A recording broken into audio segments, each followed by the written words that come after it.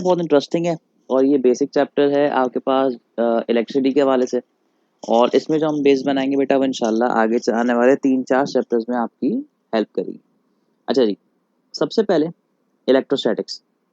Electro means charge, static means rest, यानी कि charge at rest, रुका हुआ चार्ज।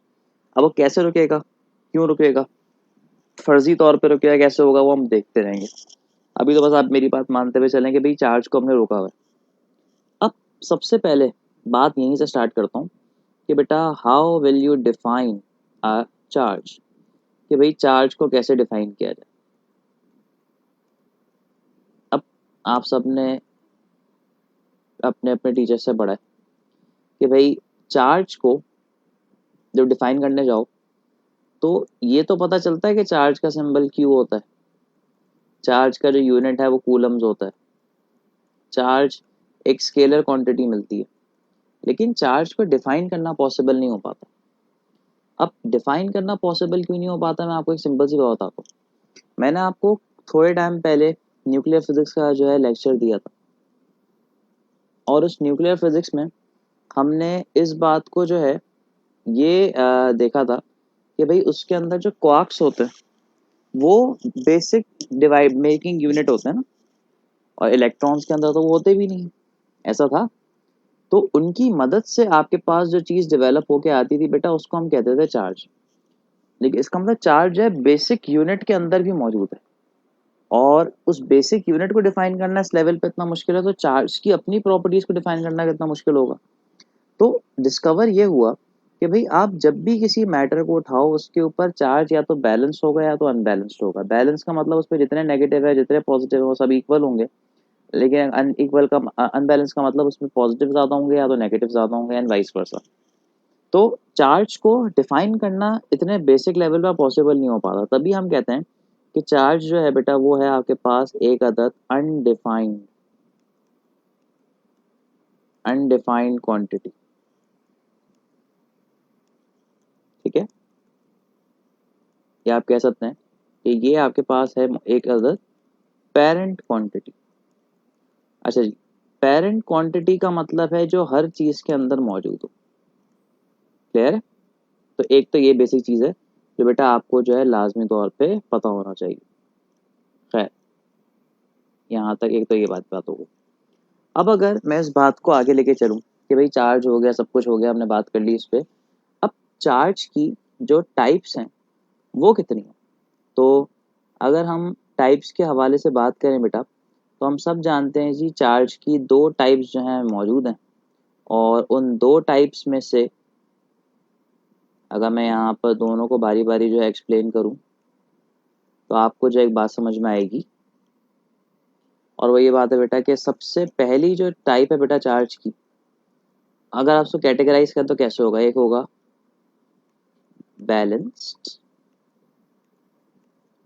जिसमें जितने पॉजिटिव हैं वो बराबर हो जाएंगे उतने नेगेटिव के, और दूसरा होगा अनबैलेंस्ड।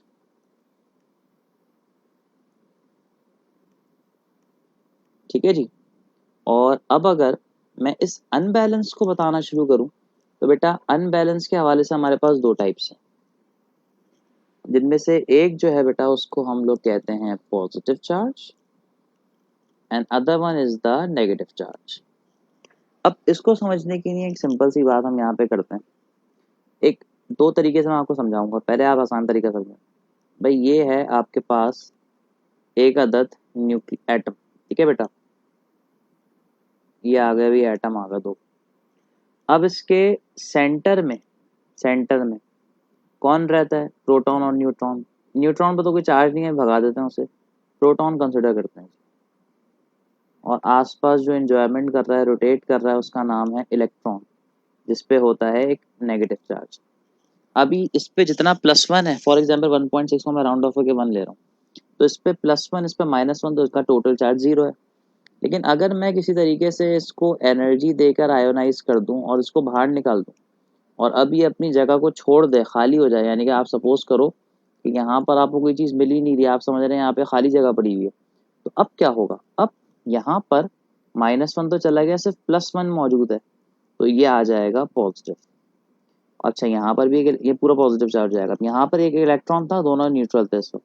अगर मैंने किसी तरीके से एक और एक्स्ट्रा इलेक्ट्रॉन उसके अंदर इंड्यूस करा दिया तो बेटा अब क्या होगा, अब इसके बाद एक +1 था और एक -1 था, दोनों कैंसिल कर दिए, लेकिन एक -1 और आ गया, तो यहाँ पे आ जाएगा किस तरह का चार्ज, नेगेटिव चार्ज। तो इसका मतलब पता चला कि भाई जिस जगह पर भी डेफिशिएंसी ऑफ इलेक्ट्रॉन्स होगी बेटा, डेफिशिएंसी ऑफ इलेक्ट्रॉन्स होगी, वहाँ पर जो चार्ज है वो होगा पॉजिटिव, और जहाँ पे एफिशिएंसी ऑफ इलेक्ट्रॉन्स होगी वहाँ पर जो चार्ज है वो होगा नेगेटिव।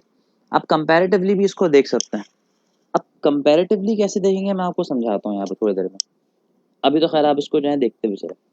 अब जहाँ तक रही वो कंपैरेटिवली बताने की बात, तो मैं बताता हुआ चलता हूँ कि फॉर एग्जांपल अगर मैं यहाँ पर दो बॉक्सेस बना दूँ, ठीक है, एक ये बॉक्स आ गया और दूसरा ये बॉक्स आ गया, ठीक है जी। अच्छा अब समझिएगा ज़रा मेरी बात को, मैं क्या कहना चाह रहा हूँ आपसे। फॉर एग्जांपल इसके पास हैं 2 इलेक्ट्रॉन्स, इसके पास है 1 इलेक्ट्रॉन, तो इसके लिहाज से ये पॉजिटिव बिहेव करेगा क्योंकि इसमें इलेक्ट्रॉन की तादाद कम है, और ये नेगेटिव बिहेव करेगा क्योंकि इसमें इलेक्ट्रॉन का जो नेगेटिव नेचर है वो ज़्यादा है। समझ में आ रही है सारी बात मैं क्या कहना चाह रहा हूँ। तो इसी वजह से जिस जगह पर बेटा इलेक्ट्रॉन्स की तादाद हो जाएगी कम वहाँ पे आएगा पॉजिटिव, और जहाँ पे इलेक्ट्रॉन की तादाद हो जाएगी ज़्यादा वहाँ पे आएगा नेगेटिव। तो चार्ज जो है बेसिकली कंपैरेटिव प्रॉपर्टी है, कंपैरिजन से हमें जो है चार्ज के बारे में पता चलता है। तो अभी आपने देखा कि भाई चार्ज जो है वो पूरे तरीके से डिपेंड करता है इलेक्ट्रॉन के चार्ज। अब इलेक्ट्रॉन जितने टाइम्स कम होते जाएंगे चार्ज की जो वैल्यू है 1.6 टाइम्स कम होती जाएगी, और जितने इलेक्ट्रॉन बढ़ते जाएंगे चार्ज की वैल्यू जो है 1.6 टाइम्स बढ़ती जाएगी। अब बढ़ने का मतलब नेगेटिव भी हो सकता है पॉजिटिव भी हो सकता है। अगर इलेक्ट्रॉन्स कम हो रहे हैं तो चार्ज बढ़ेगा इन टर्म्स ऑफ पॉजिटिव, और इलेक्ट्रॉन्स बढ़ रहे हैं तो चार्ज बढ़ेगा लेकिन इन टर्म्स ऑफ नेगेटिव। तो इन नंबर ऑफ इलेक्ट्रॉन्स पे डिपेंड कर रहा है, तो हम इसको यूँ लिखते हैं Q is equals to N, और ये आता है आपके पास अल्लाह को लगा रहे टोटल चार्ज का फॉर्मूला। इसमें n जो है बेटा उसको हम डिफाइन करते हैं नंबर ऑफ इलेक्ट्रॉन से, और ये जो E नेगेटिव है ये होता है एक इलेक्ट्रॉन का चार्ज विच इज़ 1.6 10⁻⁻19 कूलम्स। ठीक है जी। So this is the basic intro of a charge. अब जो है हम इसे आगे लेके चलते हैं। कैसे लेके चलेंगे आए ज़रा देखते हैं। अब जब मैं इसको आगे लेके आऊँगा बेटा तो सबसे पहले हम चार्ज के हवाले से कुछ बात करना शुरू करते हैं। और चार्ज को जब रोको तो सबसे पहले चार्ज जो अपने आसपास चीज़ प्रोड्यूस करता है जी उसका नाम है इलेक्ट्रिक फील्ड। फील्ड क्या होती है? फील्ड एक ऐसा खित्ता है जहाँ पर किसी पार्टिकल की या किसी सोर्स की फोर्स फील हो सके, तो हम कह सकते हैं अ रीजन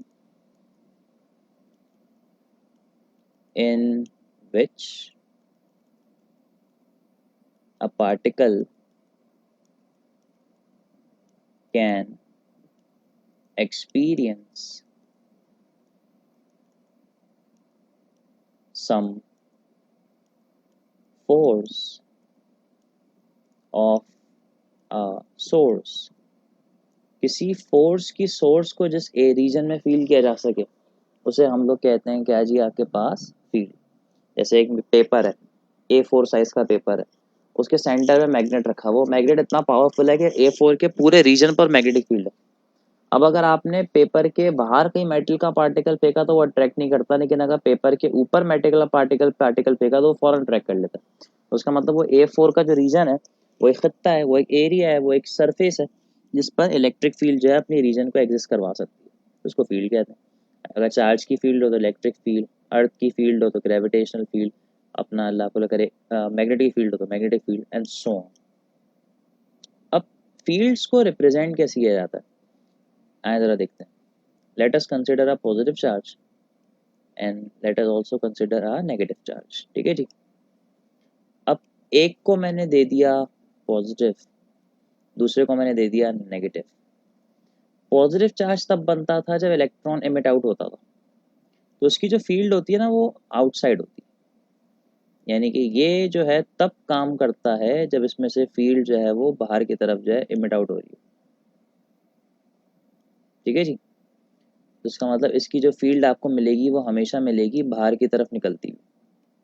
लेकिन बेटा इसी तरीके से यहाँ पर ये जो नेगेटिव चार्ज है ये तब बनता है जब इलेक्ट्रॉन एब्जॉर्ब हो जाता है, तो इसकी प्रॉपर्टी है चीज़ों को अपने अंदर बुलाने की।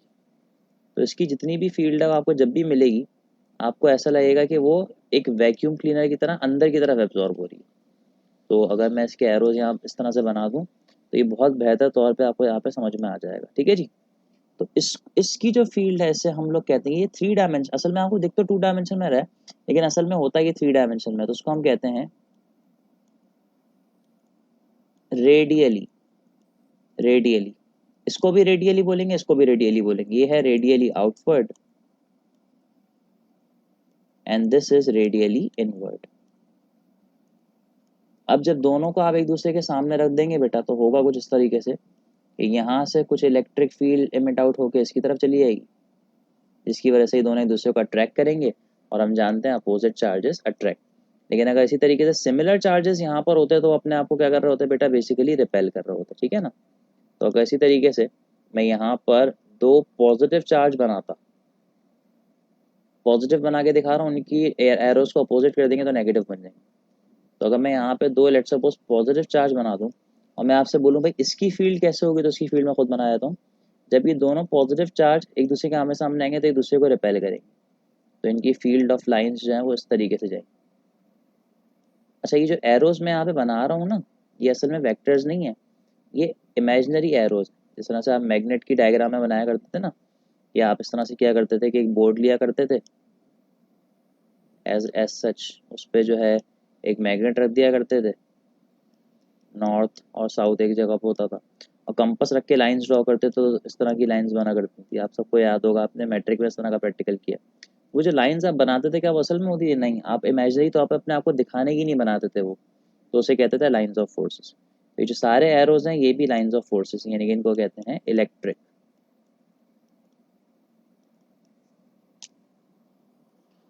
तो ये बिल्कुल इस तरह से रिपेल करते हैं। अच्छा, इसका मैं आपको एक नाम बताना चाहूँगा, इसको कहते हैं लॉन्गिट्यूडनल फील्ड, क्योंकि ये बिल्कुल लेंथ वाइज जो है यहाँ से पैरेलली मूव करती है बिल्कुल। ठीक है जी। और इसको हम लोग कहते हैं खिंची हुई फील्ड होती है, टेंशनल फील्ड। अब कोई मुझसे पूछना चाहेगा सर अगर हम इसको नेगेटिव कर दें तो बेटा बस ये एरोज अंदर आ जाएंगे, बस इतना सा जो है काम होगा और आपके पास ये जो पूरा सर्कुलेशन है वो इस तरीके से डन हो जाएगी। ठीक है जी। अब होगा कुछ इस तरीके से भाई कि जब आप इन चार्जेस को एक दूसरे के आमने सामने रखोगे तो ऑब्वियस सी बात है ये आपके ऊपर जो है फोर्स अप्लाई करना शुरू करेंगे।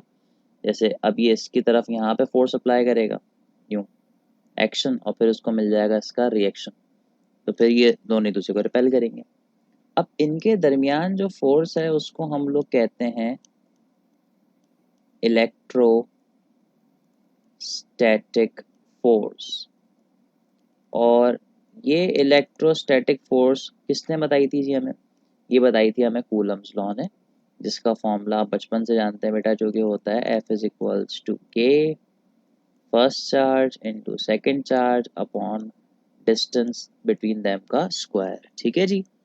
अब इसमें ये के जो है इसको हम कूलम्स कांस्टेंट कहते हैं, जो जिसकी वैल्यू होती है 9 × 10⁻⁹ यूनिट होता है न्यूटन मीटर का स्क्वायर पर कूलम का स्क्वायर।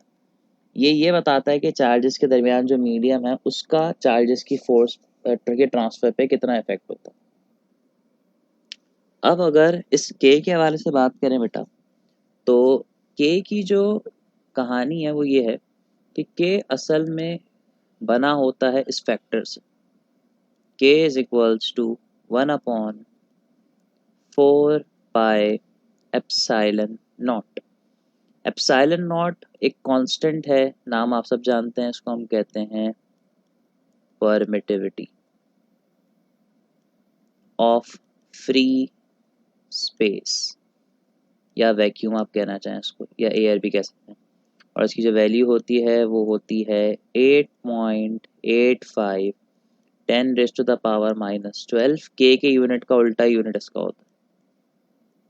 अब ये परमिट करता है, यानी कि आपका जो मीडियम है जो चार्जेस के दरमियान है वो कितना ज़्यादा फोर्स को ट्रांसफ़र होने दे रहा है, या उसको कितना फोर्स की एनर्जी को अपने अंदर एब्जॉर्ब कर रहा है, वो मीडियम डिसाइड करता है। तो मीडियम की जो रेजिस्टेंस होती है ना फोर्स को ना पास होने देने की, उसको हम लोग कहते हैं क्या जी, परमिटिविटी। मैं आपको एक सिंपल सी एग्जांपल देता हूँ। अगर आपने एक बहुत बारीक सी शर्ट पहनी हुई है और कोई आपका जो है हाथ पकड़ता है, तो आपको उसकी उंगलियों का प्रेशर अपने बाजू पे फील होगा, सही है, बाजू पकड़ता फॉर एग्जाम्पल। अच्छा, आपने उस शर्ट के ऊपर एक स्वेटर पहन लिया, अब जब वो दबाएगा तो आपको पहले से थोड़ा सा कम फोर्स फील होगी। आपने एक और जैकेट पहन ली, अब फोर्स और कम। आपने एक कोट पहन लिया, अब फोर्स और कम। अब आपने एक और जो है अपर पहन लिया उसके ऊपर, तो अब फोर्स बहुत कम फील होगी और शायद ऐसा हो कि फोर्स फील ही ना हो, क्योंकि अब जो बीच में लेयर्स आ गई ना, वो उसकी फोर्स को एब्जॉर्ब कर रही है, उसकी इंटेंसिटी कम कर रही है। तो यही काम जो एप्सिलॉन नॉट करता है। लेकिन एप्सिलॉन नॉट सिर्फ रेजिस्टेंस बताता है एयर की। लेकिन अगर फॉर एग्जाम्पल, जरूरी तो नहीं है ना दो चार्जेस के दरमियान में एयर ही हो, अगर दो चार्जेस के दरमियान में कोई और मीडियम आ जाए तो उसकी वैल्यू को रिप्रेजेंट करता है एप्सिलॉन नॉट के साथ एक और फैक्टर, एप्सिलॉन आर, और इसको हम लोग कहते हैं रिलेटिव परमिटिविटी। इसकी जो वैल्यू है ये एक कांस्टेंट नंबर की फॉर्म में होती है, और ये एयर के कंपैरिजन से बताता है कि भाई दोनों मीडियम ने उस आपको जो नया मीडियम है उसमें एयर के हवाले से कितनी ज़्यादा रेजिस्टेंस है या कितनी कम रेजिस्टेंस है। ये बिल्कुल रिफ्रैक्टिव इंडेक्स की तरह से काम कर रहे होते हैं। जैसे फॉर एग्जांपल, रिफ्रैक्ट किसी मीडियम का रिफ्रैक्टिव इंडेक्स 1 है, उसका मतलब इसकी जो लाइट को पास कराने की एबिलिटी है वो एयर जैसी है।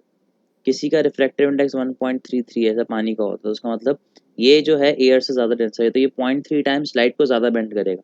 वही जो है एप्सिलॉन आर का भी काम होता है। तो बेटा अगर मैं कूलम्स लॉ को लिखूं तो एक बड़ी सिंपल सी बात हो जाएगी।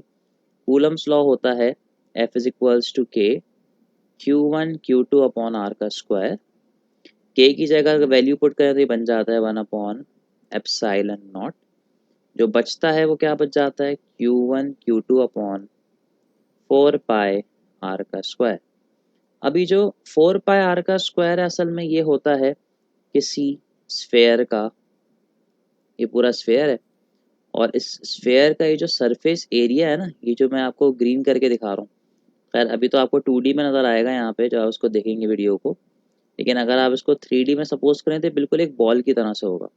और इसकी ख़ास बात ये होती है कि इसकी जो डायरेक्शन होती है, किसी भी फील्ड के हवाले से अगर बात करें तो इसकी जो डायरेक्शन होती है बेटा वो हर डायरेक्शन में होती है, यानी कि यहाँ से निकलने वाली जो फील्ड है वो एक डायरेक्शन में नहीं होगी, वो हर डायरेक्शन में होगी, और वो बनाएगी एक तरह का स्फेयर। अब जितना ज़्यादा बड़ा चार्ज होगा उतना ज़्यादा इस सरफेस की वैल्यू बढ़ती जाएगी, और जितना इस सरफेस की वैल्यू बढ़ती जाएगी उतना इसका जो है कवरिंग रेडियस वो ऑटोमेटिकली बढ़ता जाएगा। ठीक है, इस तरह से होता है। तो असल में जो कूलम्स लॉ जिस चार्ज पर अप्लाई होता है वो चार्ज के लीनियर डिस्टेंसेस पर अप्लाई नहीं होता, तो वो चार्ज के सरफेस एरिया के डिस्टेंस पर अप्लाई होता है, तभी यहाँ पे जो आर स्क्वायर आता है। तो कूलम्स लॉ हम यूँ भी लिख सकते हैं, अगर मैं कलर चेंज कर दूँ तो बेहतर हो जाएगा थोड़ा सा। कूलम्स लॉ यूँ भी लिख सकते हैं, F is equals to 1 upon epsilon not into Q1 Q2 upon दोनों चार्जेस के दरमियान के, जो चार्ज के दरमियान जो एरिया बनता है उसके डिस्टेंस का स्क्वायर, सॉरी एरिया का जो है फासला जो है वो आ जाएगा नीचे। समझ में आ रही है बात? तो इस तरीके से काम किया जाता है।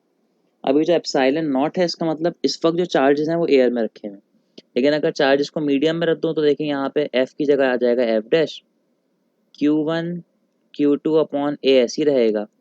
एप्सिलॉन नॉट के साथ एक चीज़ आ जाएगी जिसका नाम होगा एप्सिलॉन आर। अब बेटा अब आप लोग जो है खाली इस चीज़ पे फोकस करें, ये एफ के बराबर है, तो उसका मतलब पता ही चला कि आपके पास जो नई फोर्स है मीडियम वाली वो बराबर है एयर की फोर्स डिवाइड में क्या बचा था, एप्सिलॉन आर। तो एप्सिलॉन आर की जो वैल्यू है क्या आ जाएगी जी, एयर की फोर्स अपॉन मीडियम की फोर्स। ठीक है जी, तो इस तरीके से जो सारा काम है वो किया जाता है, और इस तरीके से आपके पास डिस्कशन है वो सॉल्व हो जाती है। ठीक है जी, तो ये वाला जो काम है वो रेजिस्टेंस है वो इस तरह से काम करती है। खैर, अब आए इसको आगे लेके चलते हैं।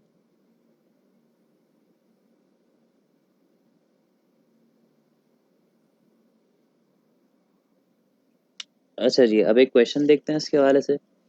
अब क्वेश्चन में कुछ इस तरह से कहा जा रहा है बेटा, अगर मैं आपको बताना शुरू करूं कि भाई देखें आप, the force between two charges in air, ये एफ है, then the immersion water the force is now this, तो ये एफ डैश है। क्या निकालना है, रिलेटिव परमिटिविटी। फॉर्मूला मौजूद है आपके सामने, आसान है, निकाल लेते हैं। एयर की फोर्स अपॉन मीडियम की फोर्स आपने शायद निकाल भी लिया अब तक, 10/2, आंसर आ गया 5। अच्छा, आपने एक और चीज़ नोटिस की, इस एप्सिलॉन का कोई यूनिट नहीं होता, रिलेटिव है ना, रेशो है, तो इस तरीके से जाइए यहाँ पे काम करता है। ठीक है बेटा, अब जो है एक नेक्स्ट टॉपिक की तरफ चलते हैं, और वो नेक्स्ट टॉपिक जो है क्या है जी, आए ज़रा देखते हैं। इस टॉपिक का जो नाम है ये है बहुत इंपॉर्टेंट, इसका नाम है इलेक्ट्रिक फील्ड इंटेंसिटी।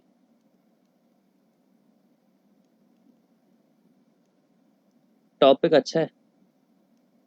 रिप्रेजेंट करते हैं जी इस इलेक्ट्रिक फील्ड को कैपिटल ई से, वेक्टर क्वांटिटी कहलाती है, और उसको प्यार से हम लोग कहते हैं ई एफ आई। इस बात का जो है आपको ध्यान रखना है, और उस पर आपको जो है बात जो है करनी है। ठीक है जी, तो यहाँ पर ये सारे जो काम है बेटा वो किए जाते हैं। अब इलेक्ट्रिक फील्ड इंटेंसिटी असल में है क्या? इलेक्ट्रिक फील्ड इंटेंसिटी ये है कि अगर मैं आपके सामने एक बाउंड्रीजन बनाता हूँ, ठीक है, यहाँ पर मैंने एक बड़ा चार्ज ला के रख दिया, और उसी के साथ साथ मैंने यहाँ पर एक छोटा चार्ज ला के रख दिया। अच्छा, इस चार्ज को जो है पॉजिटिव बनाया है, इसे भी पॉजिटिव बनाया है, ये है सोर्स चार्ज, तो Q। अच्छा, सोर्स चार्ज से जो फील्ड निकल रही है ऑब्वियस सी बात है आउटवर्ड होगी, और ये बड़ा चार्ज है तो उसकी फील्ड काफ़ी बड़े रीजन पे फैलेगी। अच्छा, इससे थोड़ी दूरी पर एक और चार्ज रखा है, ये भी पॉजिटिव है तो उसकी फील्ड भी आउटवर्ड है, लेकिन मसला ये है इस ये इतना कमज़ोर है कि इसकी फील्ड इसके सामने कुछ कर नहीं सकती। अब होगा क्या, इलेक्ट्रिक फील्ड इंटेंसिटी का मतलब ये होता है कि आप ना अपने सोर्स चार्ज जो फील्ड प्रोड्यूस कर रहा है उसकी ताकत को जज करना चाहते हैं कि भाई वो कैसे काम करता है। अक्सर आपने देखा होगा जो माइक की बैटरी होती है बड़ी वाली, उसको ज़बान पे ला के देखते हैं, अगर ज़बान पे चुभन कम महसूस हो इसका मतलब उसके अंदर चार्ज कम है, फील्ड कम है। ज़्यादा महसूस हो इसका मतलब बहुत ज़्यादा फील्ड है। यही काम यहाँ पर हो रहा है। तो हमें ना चेक करना पड़ता है। चेक करने के लिए अपने ज़बान को अपने एक सैंपल लिया था, हम यहाँ पे चेक करने के लिए एक सैंपल चार्ज लेते हैं जिसको हम कहते हैं क्यू नॉट, और ये क्यू नॉट जो है बेटा एक ख़ास नाम से आना था, इसे हम कहते हैं टेस्ट चार्ज। अब ये टेस्ट चार्ज क्या होता है जी? टेस्ट चार्ज एक ऐसा चार्ज है जो फील्ड की वैल्यू को चेक करने के लिए काम करता है कि भाई फील्ड कितनी ज़्यादा स्ट्रॉन्ग है, कितनी ज़्यादा फील्ड है। टेस्ट चार्ज के वाले से बात याद रखें, ये पॉजिटिव होता है, और उसका जो मैग्नीट्यूड होता है वो हमेशा लिखा जाता है यूनिटी। यूनिटी से मुराद अगर ये माइक्रो कूलम्स में है तो ये 1 माइक्रो कूलम होगा, अगर ये नैनो कूलम्स में है तो ये 1 नैनो कूलम्स होगा, अगर ये कूलम्स में है तो ये 1 कूलम होगा, एंड सो ऑन। अब जब इन दोनों को एक दूसरे के आमने सामने रखते हैं बेटा, तो ये दोनों एक दूसरे पर अप्लाई करते हैं रिपल्सिव फोर्स। अगर ये नेगेटिव होता तो फिर ये अट्रैक्टिव फोर्स अप्लाई करता। फोर्स की वैल्यू को जज करना है, अट्रैक्शन और रिपल्शन को चेक नहीं करना। तो अब इनके दरमियान जो फोर्स है, तो ये एक टेस्ट चार्ज कितनी फोर्स अपने ऊपर एक्सपीरियंस कर रहा है। अभी तो ऐसा हो रहा है कि भाई यहाँ पर एक ही चार्ज है, तो ये अगर लेट सपोज ये सोर्स चार्ज 10 न्यूटन की फोर्स लगा रहा है तो उस पर भी 10 के 10 न्यूटन लग रहे होंगे। लेकिन अगर मैं इस जैसे दो, या कहना चाहिए दो चार्जेस ले आऊँ यहाँ पे, जो कि ये भी टेस्ट चार्ज ही एक तरह का, अब कुछ ना कुछ फोर्स इस पर भी तो लगेगी। तो बेटा अब जो इसमें तो थोड़ी सी फोर्स इस पर भी एक्ट करेगी, तो उसकी वजह से value let suppose equally divide हो जाएगी। ये भी 5 न्यूटन और ये भी कितना हो जाएगा 5 न्यूटन। तो अब देखें फील्ड थोड़ी सी डिस्ट्रीब्यूट हो गई है ना, ये बिल्कुल ऐसी ऐसी है कि आप एक एसी कमरे में गए, एक आदमी सारी हवा एक्सपीरियंस कर रहा था, उसको ठंडक ज़्यादा लग रही थी। अब जब दो आदमी आएंगे तो वो हवा की ठंडक जो है दोनों में डिवाइड हो जाएगी, क्योंकि सोर्स तो एक ही है। तो कहने का मकसद तो इस तरीके से हो रहा है कि भाई आपका एक चार्ज अपने ऊपर कितनी फोर्स एक्सपीरियंस कर सकता है। जैसे पहले इलेक्ट्रिक फील्ड स्ट्रॉन्ग थी, वीक हो गई, अब चार्जेस ज़्यादा आ गए, तो एक चार्ज के फोर्स को एक्सपीरियंस करने की एबिलिटी जो है उसको इलेक्ट्रिक फील्ड कहते हैं। तभी इसकी डेफिनेशन होती है the force per unit charge, the force per unit charge. तो आपका एक चार्ज अपने ऊपर कितनी फोर्स एक्सपीरियंस कर सकता है, इसको हम लोग कहते हैं क्या बेटा, इलेक्ट्रिक फील्ड इंटेंसिटी, और इसका एक सिंपल सा फॉर्मूला है जो कि होता है फोर्स पर यूनिट चार्ज। अच्छा, पर यूनिट चार्ज मतलब फोर्स एक्सपीरियंस कौन कर रहा है, ये वाला चार्ज, तो डिवाइड में आएगा क्यू नॉट टेस्ट चार्ज। ठीक है, यूनिट के हवाले से बात करें तो फोर्स का यूनिट होता है कूलम, चार्ज का होता है कूलम, तो यूनिट बन जाता है न्यूटन पर कूलम। ठीक है जी, अब ये तो फॉर्मूला जो आपके सामने आया है बेटा, इसमें टेस्ट चार्ज है, तो ये फॉर्मूला काम करेगा उस इलेक्ट्रिक फील्ड के लिए जो किस पे अप्लाई की जाएगी, टेस्ट चार्ज पे। यानी कि जब कोई चार्ज अपने ऊपर फोर्स एक्सपीरियंस करेगा तो उस पे जो लगेगी फील्ड उसको निकालने का फॉर्मूला ये। लेकिन अगर फॉर एग्जांपल मैं आपसे बोलूँ कि भाई जो चार्ज अपने ऊपर फोर्स एक्सपीरियंस कर रहा है सॉरी जो फोर्स अप्लाई कर रहा है हमें उसकी फील्ड निकालनी है, यानी कि हमें सोर्स चार्ज की फील्ड निकालनी है, तो हमें थोड़ी सी वर्किंग करनी पड़ेगी। आए देखते हैं। इन दोनों के दरमियान इलेक्ट्रोस्टैटिक फोर्स है, अगर मैं फॉर एग्जांपल इसको अब हटा दूं यहाँ से, इसकी ज़रूरत नहीं है, कॉन्सेप्ट क्लियर हो चुका है इसका। सही है जी। तो हम अप्लाई करते हैं कूलम्स लॉ, जो कि होता है F इज इक्वल्स टू के Q1 Q2 अपॉन आर का स्क्वायर। एफ ऐसे ही आ गया, के ऐसे ही आ गया, Q1 Q0 हो गया और Q2 जो है वो Q हो गया, तो ये बन जाएगा Q0 into Q upon r का स्क्वायर। अब अगर मैं इसको इसकी जगह पुट कर दूं तो ये कैसे दिखेगा आपको, ये ऐसे दिखेगा, ये ऐसे ही आ जाएगा के Q0 Q अपॉन आर का स्क्वायर डिवाइडेड बाय Q0। अब हमें पता है बेटा जब भी दो डिनोमिनेटर आते हैं तो ये जम कर के ऊपर आ जाता है, तो ये अभी कुछ यूँ दिखेगा आपको, के Q0 Q upon Q0 into r square, दोनों हो गए कैंसिल। तो अब जो फाइनल इलेक्ट्रिक फील्ड का फॉर्मूला बना वो क्या बना, वो बना के क्यू अपॉन आर स्क्वायर। अब देखें इसमें क्यू आ रहा है which is a source charge, तो उसका मतलब ये एक ऐसा फॉर्मूला है जो ऐसे चार्ज पे लगेगा जो सोर्स है, और सोर्स की पहचान ये कि ये फोर्स अप्लाई नहीं करता बल्कि फोर्स एक्सपीरियंस नहीं करता बल्कि फोर्स अप्लाई करता है। आ रही बात समझ में। तो बेटा this is the overview of electric field intensity. तो अब आप लोग जो है इसे कॉपी करें। अब इंशाल्लाह जो नेक्स्ट वीडियो होगी बेटा उसमें हम डिस्कस करेंगे इसके कुछ numericals. Thank you very much.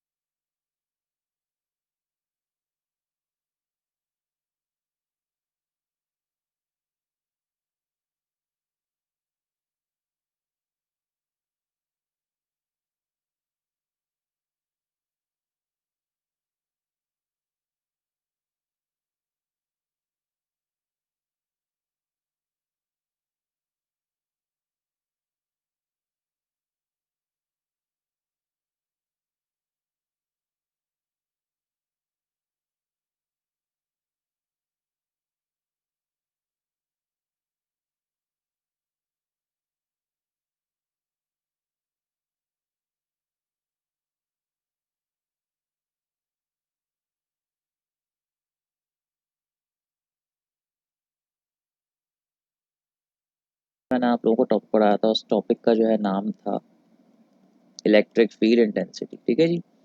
और बेटा इस इलेक्ट्रिक फील्ड इंटेंसिटी के हवाले से मैंने आपको दो फॉर्मूलाज बताए थे, एक था टेस्ट चार्ज का जो कि था एफ अपॉन क्यू नॉट, और दूसरा था सोर्स चार्ज का जो कि बराबर था के क्यू अपॉन आर स्क्वायर। ठीक है जी। तो बेटा ये वो सारे फॉर्मूलाज हैं, इनके हिसाब से आपका जो न्यूमेरिकल है वो सॉल्व किया जाएगा। अब किस तरह से होगा, कैसे होगा, आए ज़रा देखते हैं जी इसको। हाँ जी, तो ये पहला क्वेश्चन आपके सामने। अब देखें इसमें आपसे कहा क्या जा रहा है, इसमें आपसे बस ये कह रहे हैं कि भाई तो एक चार्ज है 2 माइक्रोकूलम्स का। अच्छा अगर यहाँ पे बताया हुआ तो पोलैरिटी के बारे में नहीं है, लेकिन अगर फॉर एग्जांपल मुझे इस क्वेश्चन में ये लोग पोलैरिटी के बारे में बता भी देते ना, बट तब भी मैं इसको पॉजिटिव भी कंसिडर करता। ये एक दो अपोजिटिवली चार्ज प्लेट्स के दरमियान में रखा हुआ है, हमें EFI निकालना है जब चार्ज का जो मास है वो इतना है। ठीक है जी। तो अब सिनेरियो कुछ इस तरीके का बन रहा है कि मैं आपको समझाता हूँ कि भाई आपके सामने जो है ये दो प्लेट्स हैं, जैसे ही मैं दो प्लेट्स जो बना रहा हूँ जी आपके सामने, ये जो है बेटा आपके सामने दो प्लेट्स आ गई। ठीक है जी। अब सिनेरियो कुछ इस तरह का है कि इसके सेंटर में एक चार्ज रखा हुआ है। अब मैं इस तरह से कर लेता हूँ कि मैं चार्ज को मान लेता हूँ पॉजिटिव, ऊपर है प्लेट पर नेगेटिव चार्ज, और नीचे वाली जो प्लेट है बेटा उसके ऊपर मैंने दिया हुआ है कौन सा चार्ज, पॉजिटिव चार्ज। अब देखें होगा क्या। सबसे पहले तो देखें इस क्वेश्चन में बेटा एक वर्ड है जो आपको समझाएगा कि भाई आपको करना क्या है इस तरह के क्वेश्चन में। अच्छा इस वर्ड की ना बहुत सिग्निफिकेंस है। यहाँ पर ये जो वर्ड है उस वर्ड का मतलब है सेल्फ सपोर्टिंग। अब देखें आपके पास सेल्फ सपोर्टिंग आ जाए, मोशनलेस आ जाए, स्टेशनरी आ जाए, आपको यही वाला काम करना होता है। इसका मतलब ही होता है कि जिस भी बॉडी को पकड़ा गया है वो बॉडी जो है वो रेस्ट पे, इस पे रेस्ट पे, रेस्ट पे बॉडी तब आती है, उस पर अपवर्ड और डाउनवर्ड फोर्स या जितनी भी फोर्सेस हैं सारी बैलेंस हो जाती है। अब देखिए मसला ये है कि भाई फोर्सेस यहाँ पे हैं कौन कौन से, तो आपको एक बात समझाता हूँ। इस वक्त यहाँ पर प्लस से प्लस रिपेल, प्लस से माइनस अट्रैक्ट, तो अपवर्ड जो फोर्स है वो हो जाएगी बेटा इलेक्ट्रोस्टैटिक फोर्स, ठीक है ना। अब इसको बैलेंस करने के लिए लाजमी तौर पे नीचे कोई फोर्स होनी चाहिए। अब नीचे वाली फोर्स को डिसाइड करने के लिए आपको देखिए यहाँ पे मास गिवन है, और देखिए मास को अगर एक्सीलरेशन से मल्टीप्लाई कर तो देख फोर्स बनती है, इसका नाम होता है ग्रेविटेशनल फोर्स या वेट। तो बस जब भी आपके पास सेल्फ सपोर्टिंग का वर्ड आ जाए, 14 हम पढ़ेंगे उसमें भी ऐसा कुछ होगा, जब भी सेल्फ सपोर्टिंग का वर्ड है तो समझ जाएगा कि अपवर्ड फोर्स को बैलेंस करना होगा डाउनवर्ड फोर्स से, ठीक है। अपवर्ड फोर्स इलेक्ट्रोस्टैटिक है तो डाउनवर्ड फोर्स जो है वो क्या बन जाएगी बेटा, वेट बन जाएगा, ठीक है जी। तो यहाँ पर एक चीज़ जो है होती है, अब हम इसको लेके चलते हैं। तो कंडीशन यहीं से स्टार्ट होती है कि electrostatic force is equals to weight. अब देखें ये चार्ज अपने ऊपर फोर्स एक्सपीरियंस कर रहे हैं, these plates are applying force on this charge, it means इस चार्ज पर लगेगा चार्ज, टेस्ट चार्ज का फॉर्मूला यानी कि ये। तो अब आप देख सकते हैं ये है फोर्स इलेक्ट्रोस्टैटिक, अगर मैं इसकी वैल्यू निकाल तो मैं इस चार्ज को यहाँ फेंक दूंगा, तो बेटा इलेक्ट्रोस्टैटिक की जगह पे आ जाएगा ई इंटू क्यू, और वेट का फॉर्मूला होता है एम जी।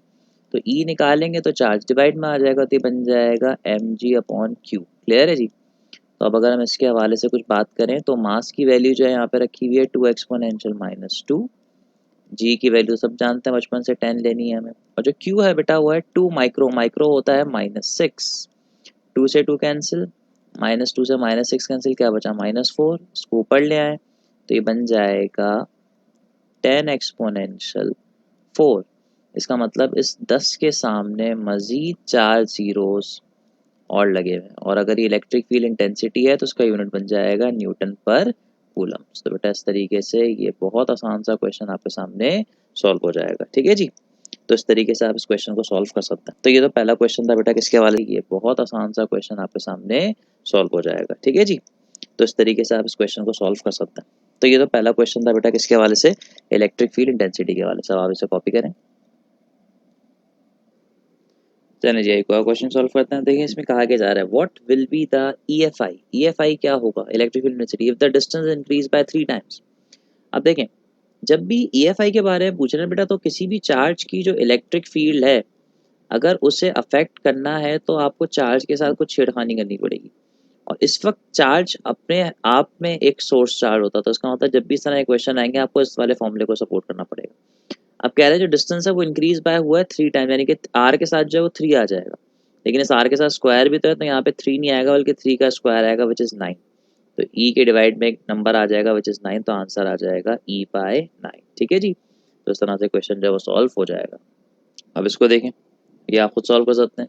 EFI निकालो जब डिस्टेंस हो गया है कितने 4 टाइम्स, तो बेटा डिवाइड में वही नंबर आ जाएगा, ई इज इक्वल्स टू के क्यू अपॉन आर स्क्वायर। अब यहाँ पे 4 आएगा, 4 का स्क्वायर करेंगे तो 16 हो जाएगा, तो डिवाइड में 16 आ जाएगा, तो ये बन जाएगा ई बाय 16। बस आपको सॉल्व करना है भी किसी भी तरीके से, आप गंदगी या अच्छे तरीके से प्रॉपर मेथड से ना करें, बस आप कैसे भी करके आंसर निकाला सब सॉल्व कर लें, ठीक है जी। तो इस तरह से जो क्वेश्चन है बेटा वो सॉल्व हो जाता है। अच्छा अब मैं आपके सामने इलेक्ट्रिक फील्ड का एक लॉजिकल क्वेश्चन जो रखता हूँ, इसको देखें। अब ये क्वेश्चन पढ़ने में ऐसा लगेगा भाई बहुत ही कोई मुश्किल क्वेश्चन है, ये बहुत ही आसान तरीका है। 4 equal charges of same polarity are placed at the 4 corners of a square. एक स्क्वायर है जिसकी यहाँ पर भी एक चार्ज है, यहाँ पर भी चार्ज है, यहाँ पर भी है, यहाँ पे भी, और सबके सब प्लस है या सबके सब माइनस है, जो भी कहना चाहें। इसके सेंटर में इलेक्ट्रिक फील्ड इंटेंसिटी क्या होगी।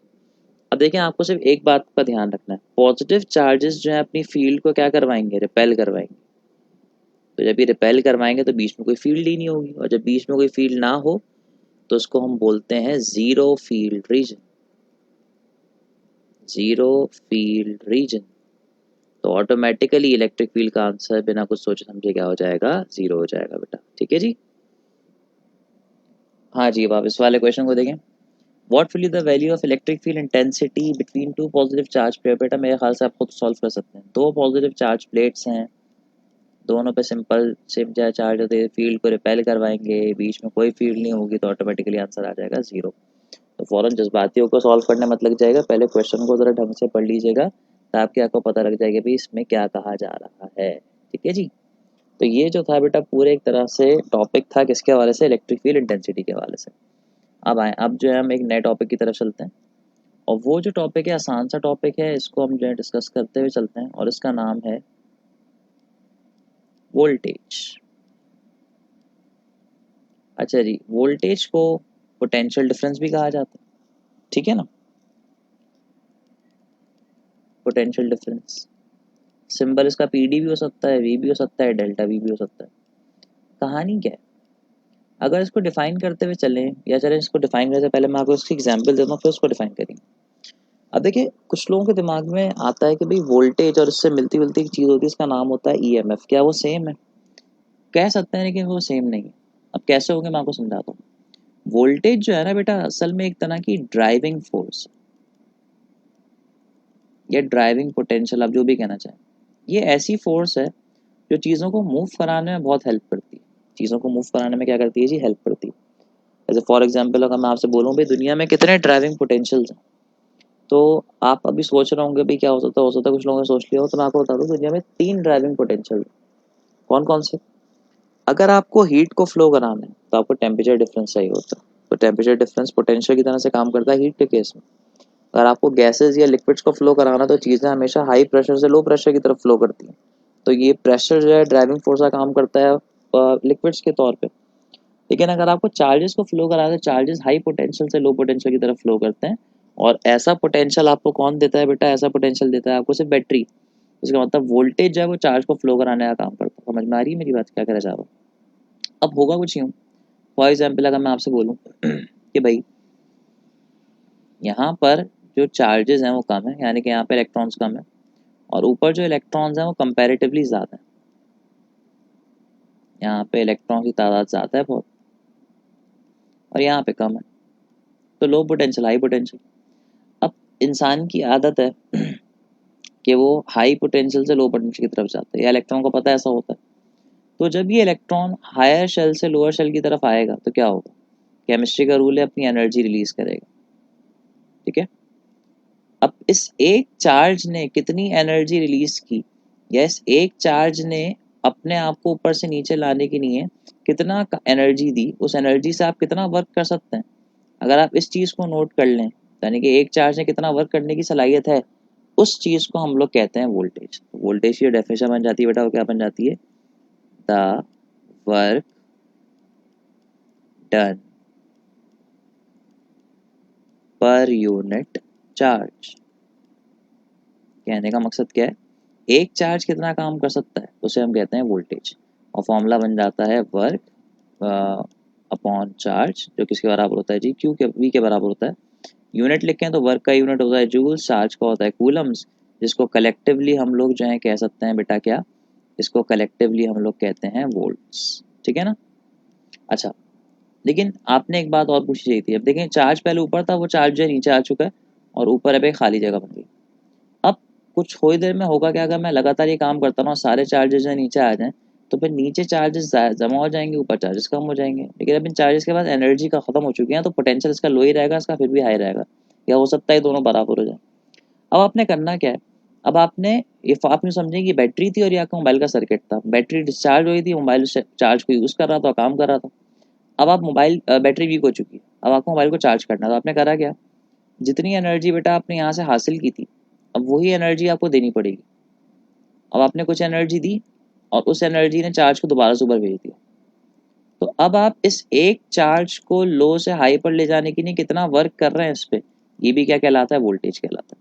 लेकिन यहाँ देखें, दोनों में फ़र्क है। अगर चार्ज हाई से लो पर आएगा तो वो एनर्जी देगा जिससे आप कुछ काम कर सकते हैं, लेकिन अगर आपको उसको नीचे दोबारा से काम करने लायक बनाना है, तो आपको उससे खुद एनर्जी देनी पड़ेगी।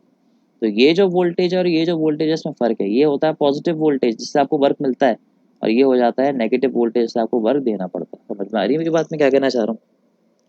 तो ये वाला जो काम होता है जी, किस तरीके से जो है काम करता है। खैर, इस नेगेटिव पोटेंशियल और पॉजिटिव के बारे में मैं आपको और डिटेल में बताऊंगा। तो एक तो ये चीज़ हमारे पास होती है बेटा, जो हमें समझनी पड़ती है। तो मेरे ख्याल से वोल्टेज वाला कॉन्सेप्ट जो है थोड़ा सा क्लियर हुआ होगा। आए ज़रा इसको आगे लेके चलते हैं। अच्छा जी, सिंस वोल्टेज होता है वर्क अपॉन चार्ज, और work is the dot product है एफ इंटू डी का। अब अगर मैं इस चार्ज को खाली इस एफ के साथ लिखना चाहूँ, तो हमें पता है किसी चार्ज पे कितनी फोर्स लग रही है, कौन होता था? Electric field intensity. तो वोल्टेज का एक नया फॉर्मूला आ जाएगा, which is E dot D. Open करने पर ये बन जाता है ई D cos theta, dot product आप पढ़ के आते हैं फर्स्ट ईयर, और जो आपकी फर्स्ट ईयर की स्केलर वेक्टर की वीडियोस आएंगी तो उसमें भी आपको ये पढ़ाया जाएगा। तो बेटा ये एक रिलेशन है किसका जी, वोल्टेज और इलेक्ट्रिक फील्ड इंटेंसिटी का, ठीक है। अब इस रिलेशन के हवाले से मैं आपको जो है एक बात बताता हुआ चलता हूँ, पहले आप लोग जैसे कॉपी कर लें ताकि ये बात जो है आपको यहाँ पे समझ में आ जाए।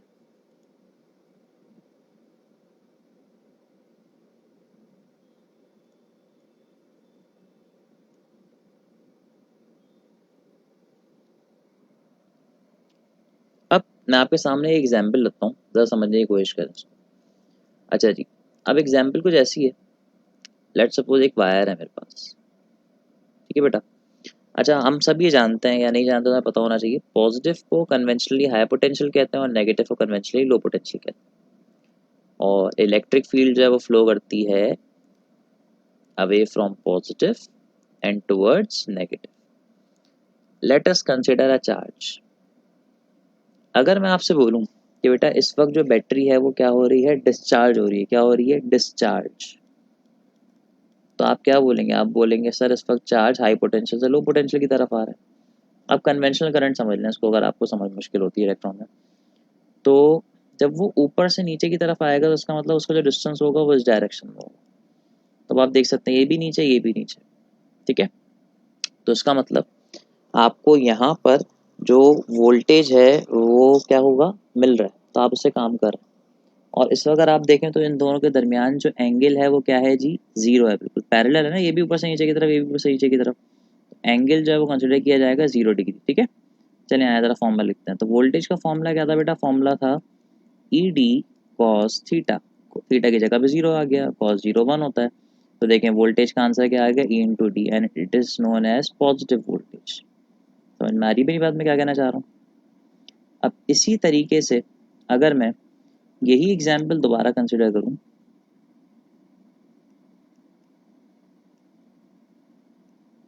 लेकिन अब जो मेरा चार्ज है, अब मैंने उसे चार्ज करना शुरू कर दिया, यानी कि मेरी बैटरी अब मैं उसे चार्ज कर रहा हूँ।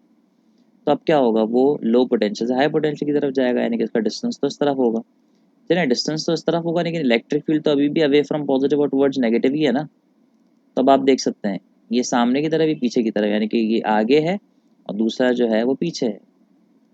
90 पूरा एंगल कितना बन गया, 180। इसका मतलब इस वक्त इनके दरमियान जो एंगल आ रहा है वो कितना आ रहा है जी, 180 आ रहा है। तो अगर आप यहाँ पे वोल्टेज लिखेंगे बेटा तो ये बन जाएगा voltage equals to E D cos 180, और कॉस 180 डिग्री बराबर होता है जी -1 के। तो इस वक्त आप देखें आपका वोल्टेज क्या आ गया, नेगेटिव आ गया। तो इस नेगेटिव पोटेंशियल और इस पॉजिटिव पोटेंशियल का मतलब क्या है, इसका मतलब ये है कि यहाँ पर वोल्टेज दिया जा रहा है, चार्ज किया जा रहा है, और यहाँ से वोल्टेज आपको मिल रहा है। यानी कि यहाँ से आप चार्ज को काम करने लायक बना रहे हो, यहाँ से आप उस कारगर चार्ज से काम हासिल कर। समझ में आती है मेरी बात है। तो ये तरीका होता है। और इसी अगर फॉर्मूले को मैं यहाँ पे लिख दूँ इस तरह से, E is equals to V upon D, irrespective of the nature के ये पॉजिटिव है या नेगेटिव है। तो देखें वोल्टेज में चेंज आ रहा है विद रिस्पेक्ट टू डिस्प्लेसमेंट। या अगर मैं फॉर एग्जांपल इसको लिखूं तो ये भी एक वेक्टर था और असल में ये भी एक वेक्टर था। तो वोल्टेज का change with respect to vector, इसको हम कहते हैं पोटेंशियल ग्रेडियंट। डिस्टेंस या डिस्प्लेसमेंट के हिसाब से किसी चीज़ में चेंज आना ग्रेडियंट कहलाता है। अच्छा, कोई मुझसे बोल सकता है कि सर क्या इसको पोटेंशियल स्लोप कह सकते हैं? नहीं। अगर आप इरिस्पेक्टिव ऑफ द डायरेक्शन चीज़ों को चेंज कर रहे हैं, जो कि आप यहाँ पे कर नहीं सकते, क्योंकि आपको बकायदा एक पोलैरिटी को फॉलो करना पड़ता है ना। और पोलैरिटी आपको डायरेक्शन बताती है कि आप हाई की तरफ, हाई से लो की तरफ आ रहे हैं या लो से हाई की तरफ जा रहे हैं। तो अगर आप डायरेक्शन को मद्देनजर रखते हैं तो आपका मतलब आपका जो डिस्टेंस होगा वो डायरेक्शन वाला डिस्टेंस होगा, यानी कि डिस्प्लेसमेंट कहलाएगा। और किसी चीज़ का वेरी कर जाना विद रिस्पेक्ट टू डिस्प्लेसमेंट, उसके नाम में आता है ग्रेडियंट। और अगर ये डिस्टेंस होता तो फिर ये स्लोप हो जाता। और ये जो ग्रेडियंट है ये बराबर होता है किसके बेटा, इलेक्ट्रिक फील्ड इंटेंसिटी के। अब नॉर्मली ना बुक में इसको माइनस में कहा जाता है, क्योंकि माइनस का मतलब हम अवे फ्रॉम पॉजिटिव और टुवर्ड्स नेगेटिव जा रहे हैं, ठीक है जी। तो जब भी हम किसी चार्ज को हाई पोटेंशियल पे लेके जाते हैं उसके अंदर एनर्जी स्टोर होती है। भाई आप यूँ समझें ये ज़मीन है और ये पहाड़ है और ये पहाड़ की चोटी है। जब आप किसी बॉल को लुढ़काते लुढ़काते ऊपर लेके जाएंगे तो उसके अंदर पोटेंशियल एनर्जी स्टोर हो जाएगी ना। जैसे ही आप बॉल को छोड़ेंगे वो फौरन नीचे आ जाएगी। तो असल में उसमें माइनस यहाँ पे इस वजह से लगाया जाता है। और इसमें तो ऑटोमेटिकली नीचे आ रही है तो माइनस लगाने की ज़रूरत नहीं होती। तो माइनस जो है बस एक डायरेक्शन को इंडिकेट करता है कि भाई इसके अंदर जो एनर्जी है वो स्टोर हो रही है। और एक और मतलब भी होता है इसका, इलेक्ट्रिक फील्ड प्लस से माइनस की तरफ है, तो जब आप प्लस से माइनस की तरफ आता है तो देखें इलेक्ट्रिक फील्ड प्लस में आएगी, लेकिन जब इलेक्ट्रिक फील्ड के अपोजिट जाएंगे तो यहाँ पे जो है माइनस आ जाएगा। समझ में आ रही है मेरी बातें? तो अगर मैं पोटेंशियल ग्रेडियंट यहाँ पर लिखूँ तो बेटा पोटेंशियल ग्रेडियंट यहाँ पर भी ऐसे ही लिखा जाएगा, बस ये प्लस है और ये हो जाएगा माइनस। ठीक है जी। तो ये कॉन्सेप्ट होता है वोल्टेज और इलेक्ट्रिक फील्ड इंटेंसिटी के कॉम्बिनेशन। अब आप लोग जैसे कॉपी करें। हाँ जी, तो अब आप ये क्वेश्चन देखें क्या कह रहे हैं। कहा कुछ ये जा रहा है बेटा कि जो प्रोटॉन है वो place between midway between two parallel plates 0.2 meters apart, the plates are connected to a 80 volt battery, the EFI will be. अब आसान है, कोई एंगल वैंगल तो गिवन नहीं है, तो आपको बस जो है EFI निकालना है। तो वोल्टेज और EFI आपस में इस फॉर्मूले से रिलेट होते हैं, तो E बराबर हो जाएगा V अपॉन दिस के। वोल्टेज है 80, डिस्टेंस है 0.2। अब देखें पॉइंट जब एक प्लेस आगे चढ़ता है तो ऊपर एक जीरो बढ़ जाता है, तो ये हो जाएगा 800 और नीचे बच जाएगा 2, कैंसिल कर दें तो 400 आंसर आ जाएगा।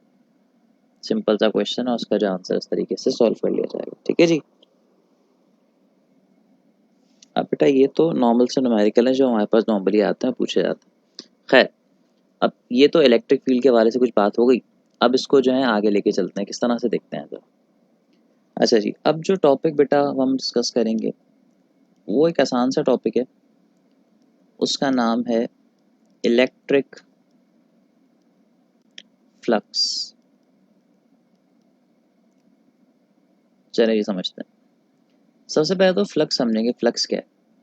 फ्लक्स असल में फ्लो है, लेकिन किसका फ्लो? चार्जेस का। तो अब आपको ये बात बताता हुआ चलूँ, इस चैप्टर का नाम इलेक्ट्रोस्टैटिक्स है।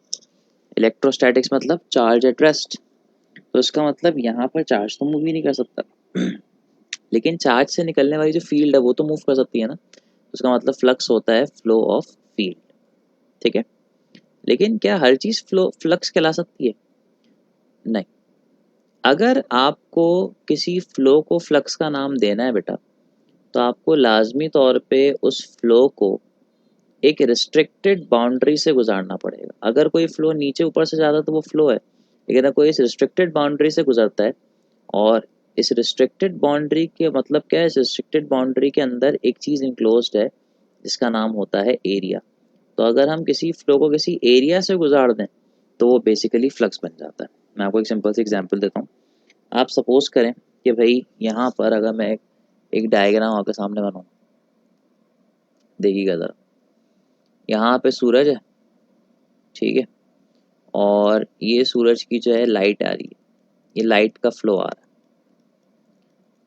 अब अगर मैं आपके सामने बोलूं कि भाई मैंने जो है यहाँ पर एक दीवार बना दी है, ठीक है जी। अब ये पूरी दीवार जो है ये बंद है, सिर्फ इसमें से मैंने एक छोटी सी विंडो है जिसको खोल के रखा हो। अब जो लाइट रे इस दीवार से आके टकराएगी उसका तो कोई मसला नहीं है, लेकिन जो इसके अंदर से पास होके अंदर आएगी, तो जितनी लाइट इस एरिया को क्रॉस करके अंदर आ गई वो कहलाएगी इस लाइट का फ्लक्स। तो इस दीवार इस एरिया के अंदर बेसिकली एरिया है ना इस खिड़की के अंदर, तो वही मैं आपसे कहना चाह रहा हूँ कि जब तक आप किसी फ्लो को किसी बाउंड्री से नहीं गुजारेंगे वो फ्लो फ्लक्स नहीं बन सकता। एक और एग्जांपल देते हैं। सपोज करें बेटा ये रिवर है, ठीक है भाई, इसके अंदर पानी है और इस पानी के अंदर जो है वो छोटी छोटी मछलियां जो है वो तैर रही है। ठीक है, ये पानी जा रहा है इस तरफ और ये मछलियां हैं जो तैर रही हैं यहाँ आगे की तरफ जा रही हैं। ठीक है, अब आपने किया क्या, आपने यहाँ पर एक जाल फेंका। अब इस जाल के अंदर भी तो एरिया है, तो जो मछली इसके अंदर फंस जाएगी वो कहलाएगा मछली के फंसने का फ्लक्स, और जो आसपास से गुजर जाएगी उसका फ्लो कहलाएगा। तो वही मैं आपसे कहना चाह रहा हूँ कि भाई कितना आपका जो फ्लो है वो किसी बाउंड्री से गुजर सकता है या गुजर रहा है, यही फ्लक्स कहलाता है। तो अगर हम इसको चार्ज के वाले से समझें तो बेटा अगर फॉर एग्जांपल अगर मैं इस एग्जांपल को या इस डायग्राम को थोड़ा सा और आगे तक एक्सटेंड कर लूँ तो आपको यहाँ पर एक बात समझ में आएगी कि भाई अगर हम यहाँ पर एक जो है फॉर एग्जांपल एक विंडो बना लेते हैं या एक एरिया बना लेते हैं, ठीक है। ये हमने एक एरिया बना लिया। और अच्छा, इस एरिया की डायरेक्शन भी होती है। इस एरिया की जो डायरेक्शन होती है वो हमेशा सरफेस के परपेंडिकुलर होती है, जैसे क्रॉस प्रोडक्ट में पढ़ते थे ना आप। और इस डायरेक्शन को हम लोग कहते हैं वेक्टर एरिया। अच्छा बेटा, पीछे से कुछ इलेक्ट्रिक फील्ड की जो लाइंस हैं वो फ्लो करती हुई आ रही हैं। अब जो लाइंस इसके अंदर से गुजर जाएंगी वो इसका जो है फ्लक्स बनाती है। और ये लाइंस किसकी हैं? असल में इलेक्ट्रिक फील्ड इंटेंसिटी की। अब ये लाइंस एरिया के पैरेलल भी हो सकती हैं और किसी एंगल पर भी हो सकती हैं। हमने जनरल केस बनाया तो हमने इनको एंगल पे कंसिडर किया। तो कितनी लाइंस इस एरिया को क्रॉस करके पास हो रही हैं वो उसका फ्लक्स कहलाएगा। और फ्लक्स की जो डेफिनेशन है बेटा बड़ी आसान सी है। द कौन सा प्रोडक्ट, अब देखें आप, अगर इसको पैरेलल कर देंगे तो ज़्यादा अच्छा आंसर देगा। अगर आप पैरेलल से कोई और एंगल निकालते हो तो आंसर कम आ जाएगा।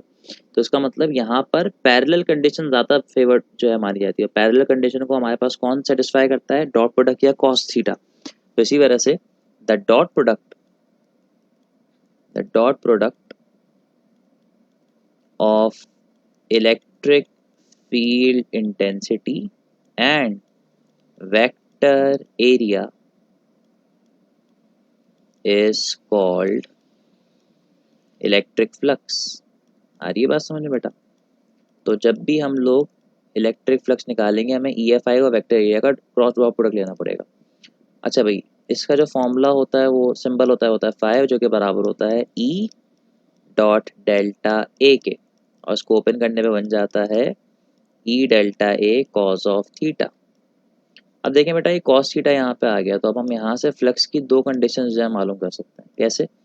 एक बता देते हैं मिनिमम फ्लक्स, दूसरा बता देते हैं मैक्सिमम फ्लक्स। सबसे आसान सी बात मैं आपको बताता हुआ चलूँ, अगर मैं आपसे बोलूँ कि भाई ये इलेक्ट्रिक फील्ड यहाँ से यहाँ तक जा रही है, ये इलेक्ट्रिक फील्ड दोनों, और ये मैंने जो है सामने एक छोटा सा एरिया बना दिया। अच्छा, इसमें जो है मैंने एरिया इस तरह से रखा है, तो वेक्टर एरिया की डायरेक्शन जो है वो यूँ है। तो आप देख सकते हैं इलेक्ट्रिक फील्ड की लाइन इसके ऊपर से निकल जाएगी लेकिन इसके अंदर से पास नहीं होगी। तो एंगल कितना बना? 90। तो उसूली तौर पे तो यहाँ पे फ्लक्स होना ही नहीं चाहिए। चेक करते हैं। Phi is equals to E delta A cos 90 degree, और कॉस 90 होता है 0, तो फ्लक्स भी क्या हो गया? 0। तो पता चला मिनिमम फ्लक्स तब होता है जब एंगल कितना होता है जी? 90 होता है। लेकिन अगर फॉर एग्जाम्पल मैं इसी के सामने वेक्टर एरिया बिल्कुल ऐसे रखूँ कि वेक्टर एरिया और जो फील्ड की डायरेक्शन है वो बिल्कुल क्या हो जाए? एक दूसरे के लिए सेम हो जाता है। लेकिन जितनी लाइंस आएंगी वो सबके सब इस एरिया से पास करेंगी। और इस वक्त जो एंगल है वो कितना है जी? 0। तो यहाँ पर फ्लक्स जो है मैक्सिमम आना चाहिए। तो ये बन जाएगा कॉस 0 डिग्री, कॉस 0 डिग्री 1 होता है। तो इस फ्लक्स का जो आंसर है वो आ जाएगा ई इंटू डेल्टा ए। तो ये है मैक्सिमम फ्लक्स की कंडीशन और ये है मिनिमम फ्लक्स की condition, which is 0 degree and 90 degree. ठीक है बेटा? तो इस तरह से आपके पास दो डॉट प्रोडक्ट जो है वो बेसिकली काम करते हैं, उसकी जो है कंडीशन जो है फुलफिल करी जाती है। तो यही काम आपके पास सब में होता है, वर्क में भी यही काम होता है। जहाँ जहाँ डॉट प्रोडक्ट लगता है वहाँ पे यही दो कंडीशन होती हैं कि भाई हमेशा मैक्सिमम फ्लक्स आपको तब मिलता है जब एंगल जो होता है वो 0 होता है, और मिनिमम तब मिलता है जब एंगल 90 होता है। भाई अगर लाइंस को आपको जिस दरवाजे से जाना है, आपको जिस जगह से गुजरना है, अगर वो दरवाज़ा आपके बिल्कुल सामने है, आप उसमें से आराम से गुजर जाएंगे। लेकिन अगर वो दरवाज़ा आपके सामने थोड़ा टेढ़ा हुआ है तो आपको झुक के गुजरना पड़ेगा, आपको मुश्किल आएगी। तो बस यही मुश्किल चार्ज को भी आती है। अगर फील्ड के सामने सब कुछ खुला हुआ मिल जाए और जिस डायरेक्शन में फील्ड है उसी डायरेक्शन में एरिया को बना दिया तो सब चीज़ें गुजर जाएंगी। लेकिन उसको टेढ़ा मेढ़ा कर दिया जाए तो बड़ा मुश्किल होती है। इसकी मैं समझाता हूँ। गाड़ी के जो एसी के वेंट्स होते हैं, सब एसी को कंट्रोल करते हैं, या जो स्प्लिट होता है उसमें देखा ना पंखड़ियाँ लगी होती है, वेंट्स लगे होते हैं। अब अगर एयर सीधी आ रही है और आपने वेंट ही बिल्कुल सीधा किया हुआ, तो बगैर किसी डिस्टर्बेंस के वो एयर उस वेंट्स के थ्रू गुजर जाएगी और आपके कमरे के अंदर कूलिंग करेगी। लेकिन एयर को जाना सीधा था, लेकिन आपको हवा जो है छत की तरफ फेंकनी, तो आपने वेंट को ऊपर की तरफ मोड़ दिया। तो अब हवा को थोड़ी सी मुश्किल होगी। हवा सामने भी थोड़ी बहुत आएगी और ज़्यादातर हवा जो है वो मुड़ के ऊपर निकल जाएगी, है ना? तो इसका मतलब अब आपकी तरफ आने वाली जो हवा है बिल्कुल जीरो हो जाएगी, क्योंकि अब आपने एरिया को ऊपर बेंड कर दिया। यही काम जो है यहाँ पे होता है। तो जब तक एरिया के से फ्लक्स नहीं, फील्ड नहीं गुजरती, वो फ्लक्स नहीं बना सकती। और बेटा ये इसका जो है फॉर्मूला होता है। तो आपने एक बात समझी बेटा कि अगर आपको फ्लक्स निकालना है तो आपको लाजमी तौर पे इस चीज़ की ज़रूरत है, इसका नाम होता है एरिया। और इस एरिया की जो डायरेक्शन होती है वो हमेशा होती है सरफेस से 90 डिग्री पे। ठीक है जी? सो अब आप जो है इसे देख सकते हैं। So this is all for this video बेटा। अब हम जो है एक चीज़ और डिस्कस करते हैं और फिर बस हम अपने इस काम को कंक्लूड कर लेंगे।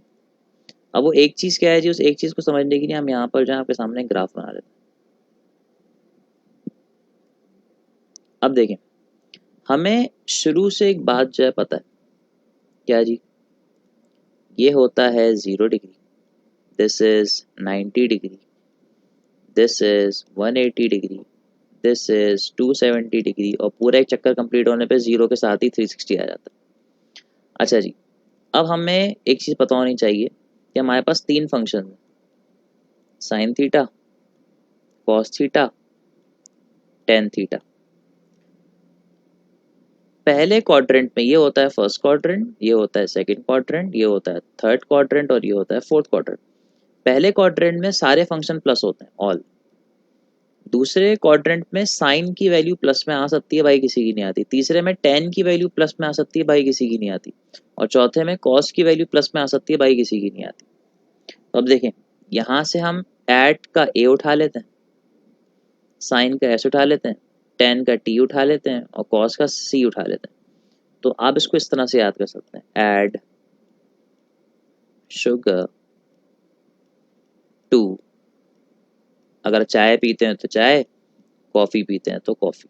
ठीक है, इसका मतलब एट का मतलब ऑल, पहले क्वाड्रेंट में सब पॉजिटिव, एस मतलब साइन, दूसरे क्वाड्रेंट में साइन पॉजिटिव, टी मतलब टेन, तीसरे क्वाड्रेंट में टेन पॉजिटिव, और चौथे में साइन पॉजिटिव। अब आपका जो फ्लक्स है बेटा, उस फ्लक्स का जो रिलेशन है वो डायरेक्टली होता है कॉस थीटा से। तो अगर आपका जो एंगल है वो कॉस पे डिपेंड करता है और आपको फ्लक्स पॉजिटिव चाहिए, तो आपको इस रेंज के अंदर जो एग्जिस्ट कर रहना पड़ेगा। अगर आपका एंगल 90 से कम रहता है और 270 से ज़्यादा रहता है, यानी कि अगर आपका एंगल जो है वो बेसिकली ग्रेटर है 270 डिग्री से बट लेसर है 90 डिग्री से, तो इसका मतलब आप फर्स्ट क्वाड्रेंट में या फोर्थ क्वाड्रेंट में, और इस वक्त कॉस पॉजिटिव है तो आपका फ्लक्स भी पॉजिटिव हो जाएगा। समझ में आ रही मेरी बात, मैं क्या कहना चाह रहा हूँ? लेकिन अगर आप दूसरे और तीसरे क्वाड्रेंट में जाए, तो दूसरे और तीसरे में साइन तो है ही नहीं पॉजिटिव, तो अगर आप इस एरिया में जो है एग्जिस्ट करते हैं, तो अब आपका जो एंगल है वो ज़्यादा हो जाएगा 90 डिग्री से, लेकिन कम हो जाएगा 270 से, यानी कि आपने लिमिट को ही पूरा बदल दिया। तो अब इस रीजन में आपके पास कॉस कभी भी पॉजिटिव नहीं होगा, नेगेटिव होगा। तो अगर कॉस नेगेटिव तो फ्लक्स भी क्या हो जाएगा, नेगेटिव हो जाएगा। समझ में आ रही है मेरी बात है? तो बस ये दो कंडीशन है बेटा, याद कर लीजिएगा, अक्सर एमसीक्यूज में सब चीज़ें आपसे पूछी जाती हैं जी। ठीक है जी, अगर बेटा ये पूरा topic we are going to discuss this topic which is known as capacitor. ठीक है जी, तो आज का जो पूरा डिस्कशन है, अस्सलाम वालेकुम student, this is Kashif Anees and in this video beta we are going to discuss this topic which is known as capacitor। ठीक है जी, तो आज का जो पूरा डिस्कशन है बेटा वो इस टॉपिक के ऊपर बेस करता है, इसका नाम है कैपेसिटर। आए जी, अब जरा इस कैपेसिटर के हवाले से कुछ बात करते हैं। अब अगर कैपेसिटर को बेटा मैं यहाँ पे डिफाइन करना शुरू करूँ, तो कैपेसिटर आपके पास इस चीज़ को कहते हैं जिसके अंदर दो पैरेलल प्लेट्स जो हैं अटैच होती हैं। तो अगर हम यहाँ पे इस तरह की दो पैरेलल प्लेट्स लगा दें, जैसे आप देख सकते हैं ये आ गई भी एक प्लेट, और ये आपके सामने जो है आ गई दूसरी प्लेट। ठीक है जी, अच्छा ये दो मेटल की प्लेट्स होती हैं, इनके दरमियान में थोड़ा सा डिस्टेंस रखा जाता है। वो डिस्टेंस क्यों रखा जाता है उसके बारे में हम थोड़ी देर में बात करते हैं। अच्छा भाई, इस प्लेट को हमने, एक प्लेट को जो है कनेक्ट कर दिया बैटरी के प्लस से, और दूसरे को कनेक्ट कर दिया बैटरी के माइनस से। ठीक है, तो बेटा जिस पे ये वोल्टेज आ गया, जिस पे प्लस है उस बैटरी के ऊपर आ जाए, उस प्लेट के ऊपर आ जाएगा पॉजिटिव चार्ज, और जिस बैटरी को, प्लेट को हमने कनेक्ट किया बैटरी के नेगेटिव से, उस पर आ जाएगा नेगेटिव चार्ज। ठीक है जी, और अब ये चार्जेस जो हैं, होगा क्या, यहाँ पे हो जाएंगे लेस इलेक्ट्रॉन्स एंड यहाँ पे हो जाएंगे हाई इलेक्ट्रॉन्स। अब बीच में एयर है तो इलेक्ट्रॉन्स तो फ्लो कर नहीं सकते, तो यहाँ पर डेवलप हो जाएगी electrostatic field which is directed from away from positive and towards negative. ठीक है जी, तो अब ये फील्ड जो है यहाँ पर स्टैब्लिश हो जाएगी, और ये कैपेसिटर अब काम करने लायक हो जाता है, उसको कहते हैं हम इलेक्ट्रिक फील्ड इंटेंसिटी। अच्छा आप देख सकते हैं ये है कूलम्स लॉ की थर्ड एप्लीकेशन। तो यहाँ पे इलेक्ट्रोस्टैटिक फील्ड का जो फॉर्मूला होता है वो होता है सिग्मा अपॉन एप्सिलॉन। आ रही मेरी बात समझ में आप लोगों को? तो ये है आपके पास एक कैपेसिटर जो शक्ल इस तरह से दिखता है। खैर, अगर कैपेसिटर के बारे से कुछ और बात करें बेटा, तो कैपेसिटर को हम एक और नाम से भी जानते हैं, इसे हम कहते हैं फिजिक्स में कंडेंसर। कंडेंसर मतलब जो कंडेंस करे, जमा करे, किस चीज़ को जमा करता है, चार्ज को जमा करता है। लेकिन हमारी बुक में लिखा हुआ है कि it is a charge storing device. क्या ये बात सही है? चार्ज स्टोरिंग करना इसकी प्रॉपर्टी का हिस्सा है, मतलब इसे काम का हिस्सा है, लेकिन क्या ये वाकई में चार्ज स्टोर करता है? तो ये चार्ज स्टोर करता है, लेकिन इन टर्म्स ऑफ एनर्जी। तो ज़्यादा बेहतर डेफिनेशन ये है कि हम इसको चार्ज स्टोरिंग डिवाइस ना बोलें, बल्कि एनर्जी स्टोरिंग डिवाइस बोलें। तो हम कह सकते हैं it is an energy storing device which contains charge on its plates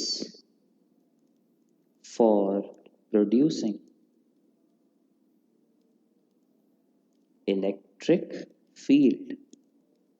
तो बेटा ये एक ऐसी डिवाइस है जो अपने अंदर एनर्जी स्टोर करती है in terms of electric field. अब ये जो है कैपेसिटर का जो है वर्किंग प्रिंसिपल हो जाता है। कैपेसिटर जो है भी इस तरीके से काम करता है। अच्छा, अब इसके अंदर ये वर्किंग होती कैसे है, आया जरा मैं आपको इस बारे में समझाता हूँ कुछ। यहाँ देखें, लेट सपोज ये मेरे पास कैपेसिटर की बेटा दो प्लेट्स आ गई। ये आ गई एक प्लेट और उसके सामने मैंने रख दी है ये दूसरी प्लेट। ठीक है जी। अच्छा, इसको मिटा देता हूँ ताकि आपको बिल्कुल एक क्लियर व्यू मिल जाए। ठीक है, अब जो है मैंने इस वाली प्लेट को कनेक्ट कर दिया बैटरी के पॉजिटिव से और इस वाली प्लेट को कनेक्ट कर दिया बैटरी के नेगेटिव से। अब यहाँ पे असल में होगा क्या, अब आप समझने की बात को। होता कुछ इस तरह से कि बेटा जब आप मेटल की प्लेट्स को यहाँ पे कनेक्ट करते हैं तो मेटल की प्लेट्स के अंदर ऑलरेडी इलेक्ट्रॉन्स मौजूद होते हैं, फ्री इलेक्ट्रॉन्स। अच्छा, यहाँ पर ही फ्री इलेक्ट्रॉन्स मौजूद होंगे, लेकिन अब जब आप इसको इस नेगेटिव से कनेक्ट करेंगे तो मजीद नेगेटिव चार्ज यहाँ पे आके रुकेगा और ये वाला नेगेटिव इस वाले नेगेटिव को रिपेल करेगा। तो यहाँ पे रिपल्जन की वजह से होगा कुछ इस तरीके से कि ये इलेक्ट्रॉन अपनी जगह को छोड़ देगा और ये फ्लो करके आके यहाँ पे रुक जाएगा। तो जो इलेक्ट्रॉन यहाँ से अपनी जगह को छोड़ेगा वहाँ पे बन जाएगी खाली जगह, होल, और ये इलेक्ट्रॉन फ्लो करके आके इस प्लेट पर रुक जाएगा। तो इसी तरीके से ये अपनी जगह छोड़ेगा, एक होल बनेगा, ये अपनी जगह छोड़ेगा। इस तरह से होगा क्या, यहाँ जितने भी इलेक्ट्रॉन्स थे वहाँ पर आपको मिलेंगे सिर्फ क्या, होल्स, और जहाँ पे इलेक्ट्रॉन्स फ्लो करके आ रहे हैं वहाँ पे सिर्फ आपको इलेक्ट्रॉन्स मिलते जाएंगे। तो एक प्लेट पर आ जाएगा पूरी तरीके से पॉजिटिव चार्ज और दूसरी प्लेट पर आ जाएगा पूरी तरीके से नेगेटिव चार्ज। ठीक है जी। और हम कह सकते हैं कि इस तरीके से आपके पास जो आपका कैपेसिटर है वो क्या हो जाएगा बेटा, चार्ज हो जाएगा। ये इसका वर्किंग प्रिंसिपल होता है। अब कैपेसिटर आपको कुछ इस तरीके से दिखेगा, इस वाले एरिया में दिखेगा, और ये पूरी तरीके से चार्ज हो चुका है और यहाँ पे सारा जो है काम चल रहा है और उसने अपनी प्लेट के ऊपर क्या स्टोर कर लिया, चार्ज स्टोर कर लिया। खैर, यहाँ तक का डिस्कशन तो चले हो गया, समझ में आ गई बात हमारे। तो अब अगर मैं आपसे बोलूँ कि बेटा कैपेसिटर के अंदर ही चार्जिंग डिस्चार्जिंग की नहीं कौन सी फील्ड काम करती है, क्या यहाँ पे जो फोर्सेस लग रही है वो कॉन्टैक्ट फोर्सेस हैं, फील्ड फोर्सेस हैं? तो आप देख सकते हैं किसी भी चार्ज ने किसी भी चार्ज से इंटरेक्ट नहीं किया, उसने अपनी फील्ड की मदद से सारा काम किया। तो कैपेसिटर की वर्किंग के लिए हम यूज़ करते हैं कौन सी फोर्सेस, फील्ड फोर्सेस। अच्छा, कॉन्टैक्ट फोर्स और फील्ड फोर्स क्या है भाई, अगर आपने किसी को थप्पड़ लगाया तो आपने कॉन्टैक्ट की मदद से फोर्स अप्लाई की ना, तो वो है बेसिकली क्या आपके पास, कॉन्टैक्ट फोर्स। लेकिन अगर फॉर एग्जांपल बेटा आप जो है यहाँ पर सिर्फ और सिर्फ इस तरह से काम करें कि भाई आपके पास जो है एक मैग्नेट है, उसके पास कोई पीस रखा हुआ है और उस मैग्नेटिक पीस को आपने जो है उस मेटल के पीस को आप उस मैग्नेट के करीब ले आए, तो अब वो करेगा क्या, वो मैग्नेट उस मेटल की पीस को अट्रैक्ट कर लेगा, ऐसा होगा। तो जब वो उसे अट्रैक्ट करेगा तो वो उस पर क्या अप्लाई करेगा, फील्ड फोर्स अप्लाई करेगा। तो बगैर कांटेक्ट लगाए फोर्स अप्लाई करने की जो प्रॉपर्टी होती है इसी को हम लोग कहते हैं बेटा फिजिक्स में क्या जी, हमारे पास फील्ड फोर्स। समझ में आ रही है सारी बातें, और इस तरीके से सारा जो है काम यहाँ पे होता है। खैर, एक तो वही ये चीज़ हो गया आपके पास, समझ में आपको बात आ गई। अब इसको जो है आगे लेके चलते हैं। अगर मैं आपसे ये बोलूँ बेटा कि बैटरी के अंदर मिनिमम कितनी प्लेट्स हैं, तो आज का जवाब आएगा सर 2। और कैपेसिटर के अंदर भी कितनी प्लेट्स हैं, तो आपका जवाब आएगा क्या, 2। बैटरी भी क्या देती है, वोल्टेज। कैपेसिटर भी क्या देता है, वोल्टेज। बैटरी भी क्या स्टोर करती है, चार्ज। कैपेसिटर भी क्या स्टोर करता है, चार्ज। तो भैया दोनों सेम काम कर रहे हैं, तो बेसिकली दोनों में फ़र्क क्या है। तो अगर मैं ये सवाल आपसे पूछूं तो आप इसका क्या जवाब देंगे मुझे, तो इसका जवाब मैं आपको देता हूँ। जब भी आप बैटरी कनेक्ट करते हैं तो आपका मकसद ही होता है, तो बेसिक फ़र्क ये है बेटा कि अगर मैं आपको एक सिंपल सी एग्जांपल दूं, बैटरी जो है ना, जब भी हमें बहुत देर तक पावर चाहिए होती है, बहुत देर तक इलेक्ट्रिसिटी चाहिए होती है, यानी कि लॉन्ग लास्टिंग पावर चाहिए होती है, तो हम जो है बैटरी का यूज़ करते हैं। लेकिन अगर हमें इंस्टेंटेनियस पावर चाहिए, एकदम से सारी पावर चाहिए, तो अब हम जिस चीज़ का यूज़ करेंगे उसका नाम होगा कैपेसिटर। इसकी एक बड़ी सिंपल सी एग्जांपल मैं आपके सामने रखता हूँ, यहाँ देखिए। लेट सपोज ये एक टैंक है, ठीक है, और इस टैंक को बेटा मैंने पूरे तरीके से पानी से भर दिया, यहाँ तक पानी भरा हुआ है, इसके अंदर फुल पानी भरा हुआ है। अब इस पानी को निकालने के लिए मुझे क्या लगाना पड़ेगा? नल लगाना पड़ेगा, टैप लगाना पड़ेगा, वेल्व लगाना पड़ेगा, जो भी आप कहना चाहें। तो अब मैंने यहाँ पे दो वेल्व जो है कनेक्ट किए। एक है छोटा सा वेल्व, ये रहा, ठीक है, इसमें से सुकून से इत्मीनान से पानी जो निकलता है। और एक मैंने यहाँ पे मेन वेल्व लगा दिया बड़ा सा, ठीक है जी। अब अगर मैं आपसे बोलूँ कि बेटा आप थोड़ा सा दिमाग लगा के बताएं, तो आप बोलेंगे सर ये जो है पानी को हल्के हल्के निकालेगा, और हो सकता है अगर मैं इस पूरे नल को खोल के रखूँ तो पूरे एक दिन में ही टंकी खाली हो। लेकिन ये पानी को जो है एक साथ बहुत सारे अमाउंट पे निकाल देगा, और शायद आधे घंटे में ही टंकी सारी खाली हो जाए। ऐसा हो सकता है। तो उसका मतलब पता ही चला कि ये देता है लॉन्ग लास्टिंग फ्लो और ये देता है इंस्टेंटेनियस फ्लो। यही काम कैपेसिटर का है। जब भी हमें बहुत ज़्यादा एनर्जी या काफ़ी सारी एनर्जी से सारी एनर्जी एक सेकंड के अंदर चाहिए होती है, यानी कि इंस्टेंटेनियस एनर्जी चाहिए होती है, इंस्टेंटेनियस एनर्जी या पावर की रिक्वायरमेंट है हमें, तो बेटा अब हम जो चीज़ लगाएंगे उसका नाम होगा कैपेसिटर, ठीक है जी। तो एक सिंपल सी एग्जांपल देता हूँ, कि मोबाइल का जो फ्लैश होता है, उस फ्लैश के साथ क्या होता है? कैपेसिटर लगा हुआ होता है। जैसे ही आप पिक्चर क्लिक करते हैं, फ्लैश हल्के हल्के चमकती है, एकदम ब्लास्ट होता है, लाइट का एकदम ब्लास्ट होता है ना। वो एकदम ब्लास्ट इस वजह से होता है कि जैसे ही आप बटन प्रेस करते हैं, कैपेसिटर अपनी सारी एनर्जी उस फ्लैश की एलईडी को देता है, और एलईडी एकदम से ब्लास्ट कर जाती है। अच्छा, हमें कैसे पता कि भाई सारी एनर्जी दे दी? हो तो थोड़ी सी बचा ली हो नहीं। अगर आप एक काम समझें, आपने कभी कभार ऐसा होता है कुछ मोबाइल्स में, आपने एक पिक्चर क्लिक की और फ़ौरन ही दूसरी पिक्चर क्लिक कर दी, तो शायद दूसरी पिक्चर क्लिक तो हो जाए लेकिन फ्लैश नहीं चमकेगी। वजह, ये कैपेसिटर एक बार डिस्चार्ज हो गया, अब उसको चार्ज होने के लिए थोड़ा टाइम रिक्वायर्ड है ना। और वही टाइम रिक्वायरमेंट जो है वो कैपेसिटर के बारे में बताता है। कैपेसिटर जैसे ही अपनी एनर्जी को ड्रेन करता है, वो फुली अपनी एनर्जी ड्रेन कर देता है। इसी वजह से हम कहते हैं कैपेसिटर में क्या देता है बेटा? Instantaneous power. और यही बेसिकली फ़र्क है किसके दरमियान में? एक कैपेसिटर और एक बैटरी के दरमियान में, ठीक है जी। आए जरा इसको आगे लेके चलते हैं। अब अगर हम कैपेसिटर के बारे से बात करें बेटा, तो कैपेसिटर का जो सर्किटल सिंबल होता है सर्किट में, वो ये पैरेलल लाइंस का निशान होता है, ठीक है जी। अगर मैंने इस तरह का निशान बनाया तो इसे हम लोग कहते हैं नॉन पोलर कैपेसिटर, यानी कि इधर प्लस दे दो इधर माइनस दे दो, या इधर प्लस दे दो इधर माइनस दे दो, कोई फ़र्क नहीं पड़ता।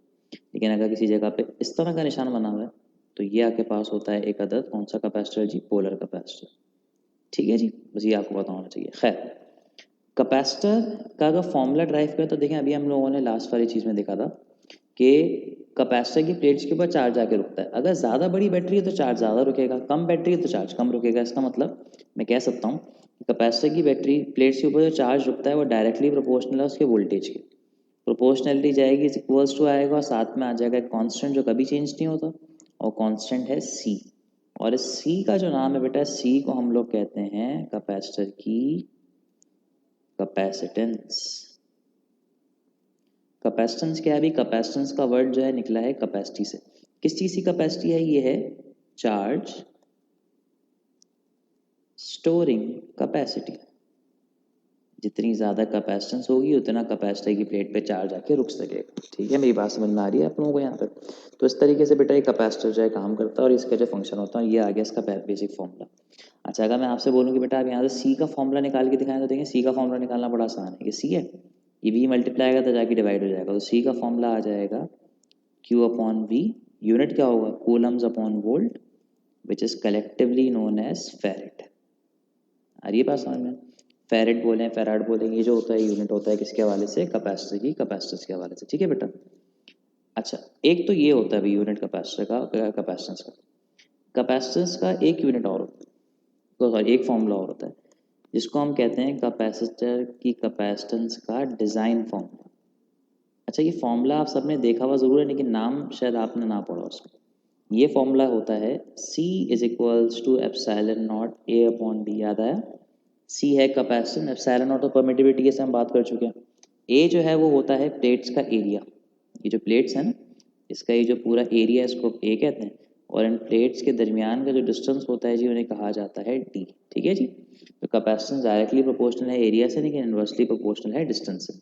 अच्छा, यहाँ पे एप्सिलॉन नॉट है, इसका मतलब कैपेसिटर की जो दो प्लेट्स हैं बेटा, इस वक्त ये प्लेट हो गई, या कैपेसिटर की ये जो है दूसरी यहाँ पर जो है हमने प्लेट ला के रख दी है, इसका मतलब ये है कि कैपेसिटर की ये जो प्लेट्स हैं इनके दरमियान इस वक्त स्टोर है क्या जी, इस वक्त स्टोर है एयर, तभी यहाँ पे एप्सिलॉन नॉट आ रहा है। लेकिन बेटा अगर इन्हीं दो प्लेट्स के दरमियान मैं एक मीडियम ला के रख दूँ, और वो मीडियम कंडक्टर नहीं होना चाहिए, वो होना चाहिए एक इंसुलेटर। ठीक है, और ये है वो मीडियम जो मैं इसके दरमियान में ला के रख रहा हूँ, मैं आपको दिखाता हूँ। लेट सपोज ये वो इंसुलेटर है जो मैंने इस प्लेट के दरमियान में ला के यहाँ पे रख दिया। ठीक है जी, चलें इसको हम कलर भी कर देते हैं यहाँ पे। हाँ जी, ये है वो मीडियम जो हमने यहाँ पे ला के रखा हुआ। अच्छा, ये जो मीडियम होता है ना, ये असल में होता है इंसुलेटर, एक तरह का इंसुलेटर होता है, और इस इंसुलेटर को हम लोग कहते हैं डाइलेक्ट्रिक। डाई मीन्स नहीं कर सकता, किस चीज़ को इंड्यूस, अपने अंदर इलेक्ट्रिसिटी को इंड्यूस, और ये होता है इंसुलेटर। ये वुड का पीस भी हो सकता है, एक पेपर हो सकता है जो ऑयल पे डिप हुआ हो, या कोई फोम हो सकता है, कुछ भी हो सकता है। इसका एक काम है, इसका काम क्या मैं आपको बताता हूँ। खैर, जब ये डाइलेक्ट्रिक यहाँ पे आ जाएगा तो फॉर्मूले के अंदर एक बड़ी सिंपल सी चेंज आएगी। फॉर्मूले के अंदर चेंज क्या है, कैपेसिटेंस सी की बजाय हो जाएगी सी डैश। क्यों? क्योंकि देखें epsilon not a upon D तो ऐसे ही रहेगा, लेकिन इसके साथ अब एक और चीज़ आ जाएगी, इसका नाम होगा एप्सिलॉन आर। और ये एप्सिलॉन आर एक नंबर होता है, जैसे कि हम जानते हैं 1 2 3 4। जब ये नंबर इससे मल्टीप्लाई होगा तो इसका आंसर बढ़ जाएगा।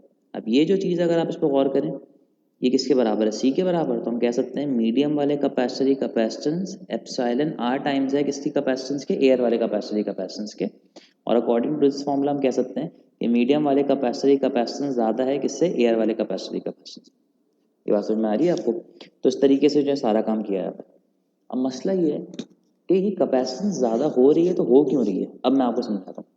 कैपेसिटेंस ज़्यादा होने का मतलब ये है कि अगर फॉर एग्जांपल पहले इस प्लेट पर 3 पॉजिटिव थे तो यहाँ पे 3 नेगेटिव होंगे, तो अब यहाँ पे 6 पॉजिटिव आ गए फॉर एग्जांपल, और यहाँ पे 6 नेगेटिव आ गए, तो कैपेसिटर ज़्यादा चार्ज हो गया ना इसका मतलब।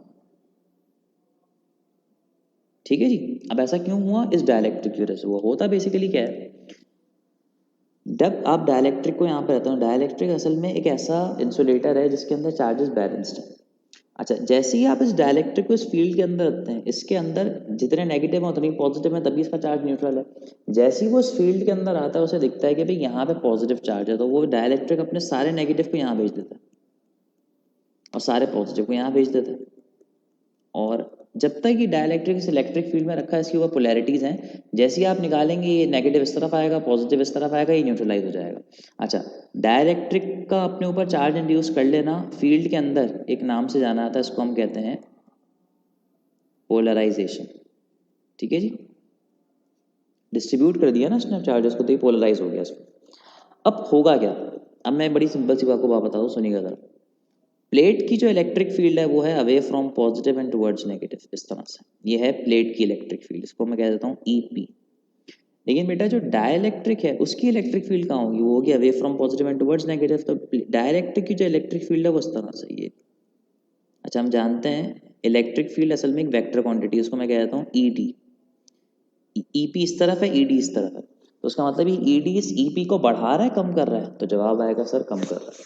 तो इसका मतलब पहले यहाँ पे बहुत ज़्यादा इलेक्ट्रिक फील्ड थी, जितनी ज़्यादा इलेक्ट्रिक फील्ड थी उतना चार्ज रुक नहीं पाता था, मूव कर जाता था। लेकिन अब इलेक्ट्रिक फील्ड कम हो रही है, तो जब चार्ज पे कम फोर्स लगेगी तो चार्ज मूव ही नहीं करेगा, और जहाँ पे था सुकून से वहीं पे रुका रहेगा। तो इसका मतलब है चार्ज मूव नहीं करेगा, तो आप जितना चाहें चार्ज को ठूस सकते हैं उतना प्लेट के अंदर। समझ में आ रही मेरी बात है? होता किस तरह से है, बिल्कुल मैं आपको एक सिंपल सी एग्जांपल इस तरह से देना चाहता हूँ कि भाई फॉर एग्जांपल आप यूँ समझें बेटा, ये एक प्लेट है, सही है, और उस प्लेट के ऊपर हवा चल रही है और आपने उस प्लेट में मट्टी डाली। अब जब तक वो हवा तेज तेज चल रही है, मट्टी आप डालते जाएंगे, जैसी मट्टी डालेंगे मट्टी का अच्छा खासा अमाउंट हवा की वजह से उड़ जाएगा। सही बात है, जैसे यहाँ पे इलेक्ट्रिक फील्ड चार्ज के साथ करती है। लेकिन अगर आप उस हवा को रोक दें या कम कर दें, अब आप मट्टी डालते जाएं, उसे अपने हाथ से दबा के ठूसते जाएं उस प्लेट के अंदर, तो मट्टी तो उड़ेगी तो, लेकिन पहले से बहुत कम उड़ेगी और ज़्यादातर मट्टी जो है इस प्लेट के अंदर ही रहेगी, जो काम इस डाइलेक्ट्रिक ने किया है यहाँ पे इस इलेक्ट्रिक फील्ड को रोक के। तो यही वजह होती है कि जब ये इलेक्ट्रिक पोलराइज डाइलेक्ट्रिक यहाँ पे रखा जाता है तो ये इसको पोलराइज कर देता है, और इसकी वजह से इलेक्ट्रिक फील्ड कम हो जाती है और यहाँ पे ड्रॉप आ जाता है। ठीक बात है, तो इस तरीके से जो है काम होता है और कैपेसिटी जो है बढ़ जाती है। अब देखिए मैं आपके सामने जो एक सिंपल चीज़ आपको समझाता हूँ ताकि आपको यहाँ बात समझ में आ जाए। आजा देखते हैं, मैं यहाँ पे कॉलम बनाता हूँ और इस कॉलम में इस तरफ लिखता हूँ ऐसा कैपेसिटर जिसकी प्लेट्स के दरमियान में एयर है, और यहाँ पे रखते हैं ऐसा कैपेसिटर जिसकी प्लेट्स के दरमियान में एयर के साथ साथ कोई डाइलेक्ट्रिक भी रखा हो। तो अब क्या होगा? पहली बात, जब एयर है तो कैपेसिटेंस कम है, जब डाइलेक्ट्रिक है तो कैपेसिटेंस ज़्यादा है। कैपेसिटेंस कम तो स्टोर होने वाला चार्ज भी कम, कैपेसिटेंस ज़्यादा तो स्टोर होने वाला चार्ज भी ज़्यादा, सिंपल है। लेकिन जब कैपेसिटेंस कम है, चार्ज कम है, लेकिन एयर है, तो इलेक्ट्रिक फील्ड तो ज़्यादा थी ना। तो बेटा since voltage is the dot product of E into D. अब देखें कैपेसिटर की प्लेट्स का डिस्टेंस तो सेम है, तो हम कह सकता हूँ voltage is proportional to electric field. जब इलेक्ट्रिक फील्ड ज़्यादा तो वोल्टेज ज़्यादा, जब इलेक्ट्रिक फील्ड कम तो वोल्टेज भी कम। जब इलेक्ट्रिक फील्ड ज़्यादा है तो कैपेसिटर के दरमियान का वोल्टेज भी ज़्यादा है, इसका मतलब चार्ज ज़्यादा फ्लो कर रहा है तो वोल्टेज ज़्यादा मिल रहा है। लेकिन जब चार्ज कम फ्लो कर रहा है, प्लेट्स पर ज़्यादा रुक रहा है, तो इलेक्ट्रिक फील्ड ड्रॉप हुई, तो साथ साथ सॉरी ना, तो आप इसको आराम से टिक कर सकें। इसका एमसीक्यू आता है तभी मैंने इसको जो है यहाँ पे इतना ज़्यादा तरीके से जो है एलेबोरेट किया, ठीक है जी। तो ये जो है कैपेसिटर का बेसिक जो है काम होता है। खैर, अब मैं आपको एक बात बताता हूँ, कैपेसिटर की वर्किंग प्रिंसिपल में एक चीज़ याद रखें, इन डीसी या इन एसी ऑल्टरनेटिंग करंट ऐसा करंट होता है जो ऑन ऑफ होता रहता है, और डायरेक्ट करंट आप जानते हैं ऑन ऑफ कभी भी नहीं होता, वो एक जैसा रहता है, सेम रहता है। अच्छा, अब एक सिंपल सी बात याद रखें, इसको याद करें। अगर कैपेसिटर को बैटरी से कनेक्ट करूं तो कैपेसिटर डीसी सप्लाई पे काम नहीं करता, वो काम करता है, वो एक्ट करने लगता है लाइक रेजिस्टर। लेकिन अगर उसको एसी से साथ कनेक्ट करो तो वो काम करने लगता है लाइक अ फिल्टर। फिल्टर का काम क्या होता है? जो एसी को डीसी में कन्वर्ट करता है। रेक्टिफायर इसलिए नहीं कहते, रेक्टिफायर डायोड्स में रखता है, लेकिन आप कह सकते हैं कि वो फ्लक्चुएशन को ख़त्म करता है, इसलिए हम उसे फिल्टर कहते हैं। ये एक बात जो है याद रखिएगा। इसकी मैं सिंपल सी आपको एक क्वेश्चन के हिसाब से एग्जाम्पल देता हूँ, आप लोग पहले से कॉपी करें। आए जरा ये देखिए, when a capacitor is connected to a battery in series, ये सीरीज मैंने लिखा नहीं है, रह गया था, इन सीरीज है, तो क्या होगा? आपने कैपेसिटर को बैटरी से कनेक्ट कर दिया। चलिए ये करके देखते हैं जरा। ये आ गया कैपेसिटर।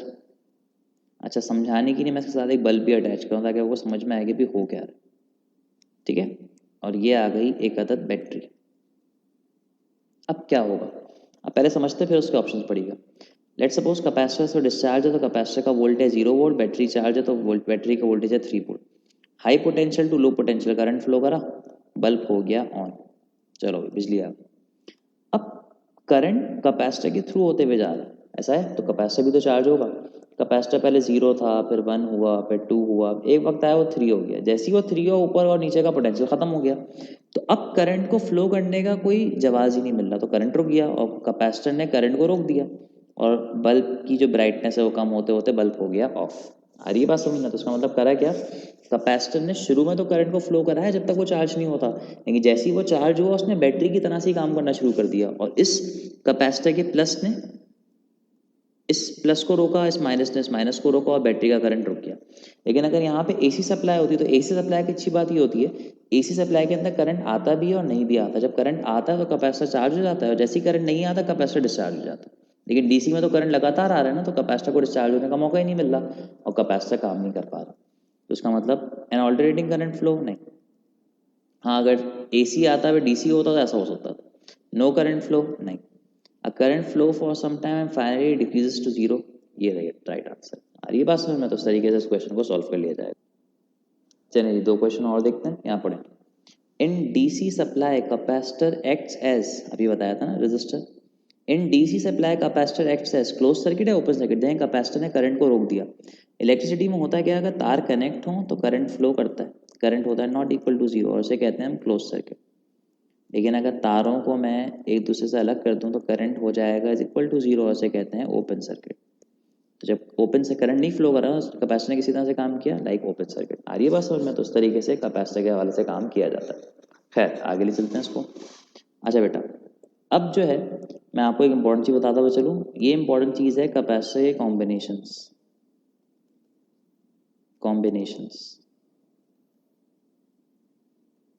अब कॉम्बिनेशन क्या है जी आपके पास? ये हमारे पास तरीका होता है कि हम किसी सर्किट में कैपेसिटर को कैसे कैसे कनेक्ट कर सकते हैं, बस ये आखिरी काम है जो हमें पढ़ना है, ठीक है जी। अब कॉम्बिनेशन हमारे पास दो तरह के जो है पाए जाते हैं, एक होता है सीरीज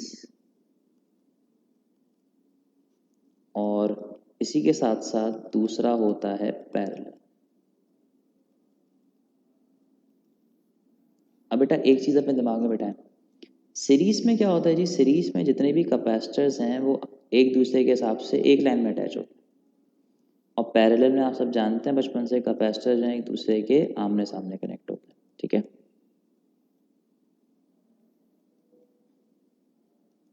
बैटरी से कनेक्ट होते हैं, चलें इसको ही बैटरी से कनेक्ट कर देते हैं, समझ में आ रही सारी बातें। अब पता तो है बेटा, नहीं कि मैं थोड़ा सा बताना चाहूँगा आपको। जब यहाँ से चार्ज चलता है, करंट चलता है, देखिए करंट पानी की तरह से, अगर एक ही पाइप है तो पानी का फ्लो सेम रहेगा, लेकिन अगर पाइप डिवाइड हो जाए तो पानी का फ्लो डिवाइड होगा, तो करंट भी डिवाइड हो जाएगा। तो यहाँ पे जितना चार्ज इसको मिलेगा उतना ही इसको मिलेगा, उतना ही इसको मिलेगा, वही चार्ज वापस आ जाएगा। लेकिन चार्ज की जो एनर्जी इसके पास थी उससे कम इसके पास है, उससे कम इसके पास है। वोल्टेज होता है वर्क अपॉन चार्ज या एनर्जी अपॉन चार्ज, तो एनर्जी कम होती जा रही है तो वोल्टेज भी ड्रॉप होता जा रहा है। इसका मतलब सीरीज में हर कैपेसिटर पे चार्ज या करंट तो सेम आएगा लेकिन वोल्टेज आएगा डिफरेंट, ये बात आपको याद रखनी। यहाँ पर जैसी चार्ज यहाँ पे आएगा उसको फ्लो करने के बहुत सारे रास्ते मिलेंगे, तो चार्ज तो डिवाइड हो जाएगा, चार्ज तो डिफरेंट हो जाएगा क्योंकि रास्ते अलग अलग हैं। लेकिन आप देख सकते हैं ये जितनी कैपेसिटर हैं सबके सब डायरेक्टली इस बैटरी से कनेक्ट है। भाई देखो, इसका एक तार कनेक्ट है, दूसरा कनेक्ट नहीं है, इसके दोनों कनेक्ट नहीं है, इसका भी एक कनेक्ट है, दूसरा कनेक्ट नहीं है, लेकिन इन तीनों के दोनों तार बैटरी से कनेक्ट है और बैटरी का काम होता है वोल्टेज प्रोवाइड करना। तो पैरेलल में सब पे वोल्टेज गिरता है सेम लेकिन चार्ज होता है डिफरेंट, और यहाँ पे चार्ज होता है सेम, वोल्टेज होता है डिफरेंट। अब हम करते क्या है, अब हम कहते हैं कि भाई जो काम ये सारे कैपेसिटर मिलके करते हैं, अगर वही काम इनके बजाय एक कैपेसिटर कर सके तो उसकी कैपेसिटेंस कैसे होगी, तो उसी कैपेसिटेंस को कहते हैं इक्विवेलेंट कैपेसिटेंस। अगर आपको सीरीज में इक्विवेलेंट कैपेसिटेंस निकालनी है तो फॉर्मूला होता है 1/C इक्विवेलेंट, जितने भी कैपेसिटर्स हैं उन सभी कैपेसिटेंस को 1 लें, आपके पास जो है कैपेसिटेंस आ जाएगी। और पैरेलल में तो इक्विवेलेंट निकालने का बहुत आसान तरीका है, जितने भी कैपेसिटर्स हैं उन सभी कैपेसिटेंस को ऐड कर लो, आपके पास जो है उनका फॉर्मूला आ जाता है, ठीक है बेटा। तो ये हैं इनके फॉर्मूलाज, अब आप इसको कॉपी करें, फिर हम डिस्कस करते हैं जी इसके न्यूमेरिकल्स। अच्छा जी, इसको ख़त्म स्टार्ट करने से पहले एक आखिरी चीज़ बताता हुआ चलूँ, हमारे पास ना इसी तरीके से एक कैपेसिटर होता है कंपाउंड कैपेसिटर। बस कंपाउंड कैपेसिटर की बेटा इतनी सी कहानी समझ लें, हम चाहते हैं कि भैया हम उस एक कैपेसिटर से ज़्यादा फ़ायदा उठा सकें, तो हम करते क्या हैं, ये प्लेट्स आ गई, ठीक है, उसके बाद थोड़ी सी जगह पे डाइलेक्ट्रिक रख दिया, ये डाइलेक्ट्रिक आ गया, और बाकी जगह पे एयर आ गई, ठीक है। तो जो एयर है वहाँ तो एप्सिलॉन नॉट है, लेकिन जो डाइलेक्ट्रिक है वहाँ पे एप्सिलॉन आर है, और ये प्लेट्स आ गई हैं। अच्छा, यहाँ से यहाँ तक का पूरा डिस्टेंस जो है वो क्या था जी, डी था। इसकी जो थिकनेस थी डाइलेक्ट्रिक की वो टी थी, तो जो बच गया वो बचा डी माइनस टी, ठीक है। तो इसकी जो कैपेसिटेंस होती है बेटा, उसका फॉर्मूला जो है वो होता है एप्सिलॉन नॉट ए अपॉन, अगर हम यहाँ पर इसको देखें तो इस कैपेसिटर को लगाने की जो वजह होती है बेटा वो बेसिकली सिर्फ ये होती है कि आपके पास जो कैपेसिटेंस है उसे बढ़ाया जा सके, और यहाँ पे आता है D minus T plus T upon epsilon r. Derivation नहीं है इंक्लूड, इंटर में तो खैर हम करते हैं, ये यहाँ पे करने की ज़रूरत नहीं है, आज तक कोई क्वेश्चन भी नहीं आया, नहीं बस ये टॉपिक था तो मैंने बता दिया। इस तरीके से सारा जो है काम यहाँ पे होता है, उसकी जो कैलकुलेशन है वो की जाती है, ठीक है जी। अब आप इसे देख लें। अब जो है मैं आपके सामने पेश कर रहा हूँ इसके कुछ एमसीक्यूज जो के बेस करेंगे इसके न्यूमेरिकल्स पे, ठीक है बेटा। चलिए जी देखें, if a dielectric of epsilon R2 is inserted between the plates of capacitor of 20 farad, then the new capacitance will be, dielectric वाले कैपेसिटर की कैपेसिटेंस इस तरह से निकालते हैं, इसकी वैल्यू 2 है, इसकी वैल्यू 20 है, तो आंसर आ जाएगा 40 फैरेड। सिंपल था, आसान सा क्वेश्चन था, सॉल्व हो गया। देख लीजिए, ये क्वेश्चन तो खैर अभी हमने बात की थी, इस पर पढ़ें। By placing dielectric between the plates of capacitor the voltage will, अच्छा डायलैक्ट्रिक आने से इलेक्ट्रिक फील्ड कम होती है तो वोल्टेज भी हो जाता है डिक्रीज, ठीक बात है। चलिए बेटा, दो एमसीक्यूज और आ गए। Two capacitor this and this are connected in parallel with a 10 volt battery. अच्छा भाई रफ सा बना लेते हैं जल्दी से। 10 वोल्ट की बैटरी से दो कैपेसिटर जो है कनेक्ट है पैरेलल में। अच्छा, इसका मतलब इस पर भी 10 वोल्ट है और इस पर भी 10 वोल्ट है। निकालना क्या है जी, इनका चार्ज निकालना, तो बड़ा आसान है। फॉर्मूला अप्लाई हो जाएगा Q is equals to C V. आपको इसी कैपेसिटेंस पता है 2 माइक्रो, C और V 2 10 20, तो उसका चार्ज आ जाएगा बेटा कितना 20 माइक्रो कूलम। इसकी कैपेसिटेंस कितनी थी 4 माइक्रो, तो 4 10 40, तो इसका चार्ज आ जाएगा बेटा कितना 40 माइक्रो कूलम। तो 20 और 40 ये आंसर सही है, क्योंकि यहाँ पे पैरेलल में वोल्टेज सेम था तो हमने डायरेक्टली सॉल्व कर लिया। When a dielectric is placed between plates of a capacitor, it gets polarized. This is called simple polarization. यही बात हो चुकी है उस पर, ठीक है जी। चलिए जी अभी क्वेश्चन पढ़ते हैं, ये पास वाला क्वेश्चन। दो कैपेसिटर्स हैं 6 और 12 के, 180 वोल्ट की बैटरी से कनेक्ट है लेकिन सीरीज में, तो वोल्टेज सेम नहीं रहेगा। Calculate the potential difference across each capacitor. अच्छा अब आप सब लग जाएंगे सॉल्व करने में, सबसे पहले इसकी इक्विवेलेंट कैपेसिटेंस निकालेंगे, फिर टोटल चार्ज निकालेंगे, फिर उस टोटल चार्ज को हर कैपेसिटर के पास ले जाके सॉल्व करेंगे, फिर उसका आंसर निकालेंगे, ऐसे ही होगा ना। अच्छा चलिए एक क्वेश्चन करते, एक तरीका करते हैं। आपको एक बात पता है, जितने भी कैपेसिटर्स हैं उन सब पे कितना भी वोल्टेज आ जाए लेकिन उन सबका वोल्टेज ऐड करने पे बैटरी के वोल्टेज के बराबर होगा, जो कितना है 120 180। अच्छा मैंने सारे ऑप्शन देखे, हर ऑप्शन का आंसर अलग अलग आ रहा है, इसका मतलब जो ऑप्शन ऐड करने पे 180 दे दे वही आंसर है। तो 120 का 60 को ऐड करें तो 180 वोल्ट आता है, इसका मतलब यही आंसर होगा। अब इसमें से कोई भी वोल्ट किसी भी कैपेसिटर को हो जाए, इससे कोई फर्क नहीं पड़ता, आपको बस सही आंसर पे टिक करना था और ये जो है सही आंसर है इसका, ठीक है बेटा। अब ये है मुश्किल क्वेश्चन, पढ़ते हैं, ये बुक का सवाल याद आ जाएगा आपको। कैपेसिटर है 12 माइक्रोफैरेड का, is charged to a potential difference of this. Its plate are then, ये then है बेटा, disconnected from the source and are connected in parallel with another capacitor. The potential difference in this combination comes down to 60 volt. What is the capacitance of second capacitor? हुआ क्या, आपने एक capacitor लिया, उसे 100 volt पे charge कर दिया। अब आपने उसी कैपेसिटर को एक खाली कैपेसिटर के साथ, दूसरे कैपेसिटर के साथ कनेक्ट किया। अब ऐसी बात है कैपेसिटर पूरा चार्ज था, तो उसने नीचे देखा कि नीचे पोटेंशियल कम है, तो उसने थोड़ा चार्ज इसको भी दे दिया, जिसकी वजह से ये भी थोड़ा सा चार्ज हो गया। जब इक्विलिब्रियम वोल्टेज आ गया तो उसने अपने चार्ज को फ्लो कराना रोक दिया, और पता ही चला कि इस वक्त जो चार्ज डेवलप हो रहा है वो कितना है जी, जो वोल्टेज डेवलप हो रहा है वो कितना है 60 वोल्ट्स। अब हमें पता है कि भाई 60 वोल्ट्स इन दोनों पर सेम है, लेकिन हमें इसकी कैपेसिटेंस मालूम करनी है। इसी कैपेसिटेंस है C2 और इसी कैपेसिटेंस है C1। तो इंटर में आप इसको यूँ करते थे, आप करते क्या थे, पहले इसका चार्ज निकालते थे Q1 पुराना वाला जो 100 वोल्ट पे निकलता था, फिर आप 60 वोल्ट पे इसका नया चार्ज निकालते थे विच इज़ Q1 डैश, और Q1 डैश वोल्टेज कम होने की वजह से कम हो जाता था। अब पता चला कि भाई इसके पास लेट सपोज चार्ज है 10 फॉर एग्जांपल, और इसके पास अब बचा कितना 4, तो गया कितना 6, वो 6 किसके पास गया, इसके पास गया। तो फिर आप Q2 का चार्ज निकालने के लिए करते क्या थे, Q1 के पुराने वाले चार्ज में तो उसके नए वाले चार्ज को माइनस कर दिया करते थे, ताकि आपके पास क्या आ जाए Q2 का चार्ज आ जाए।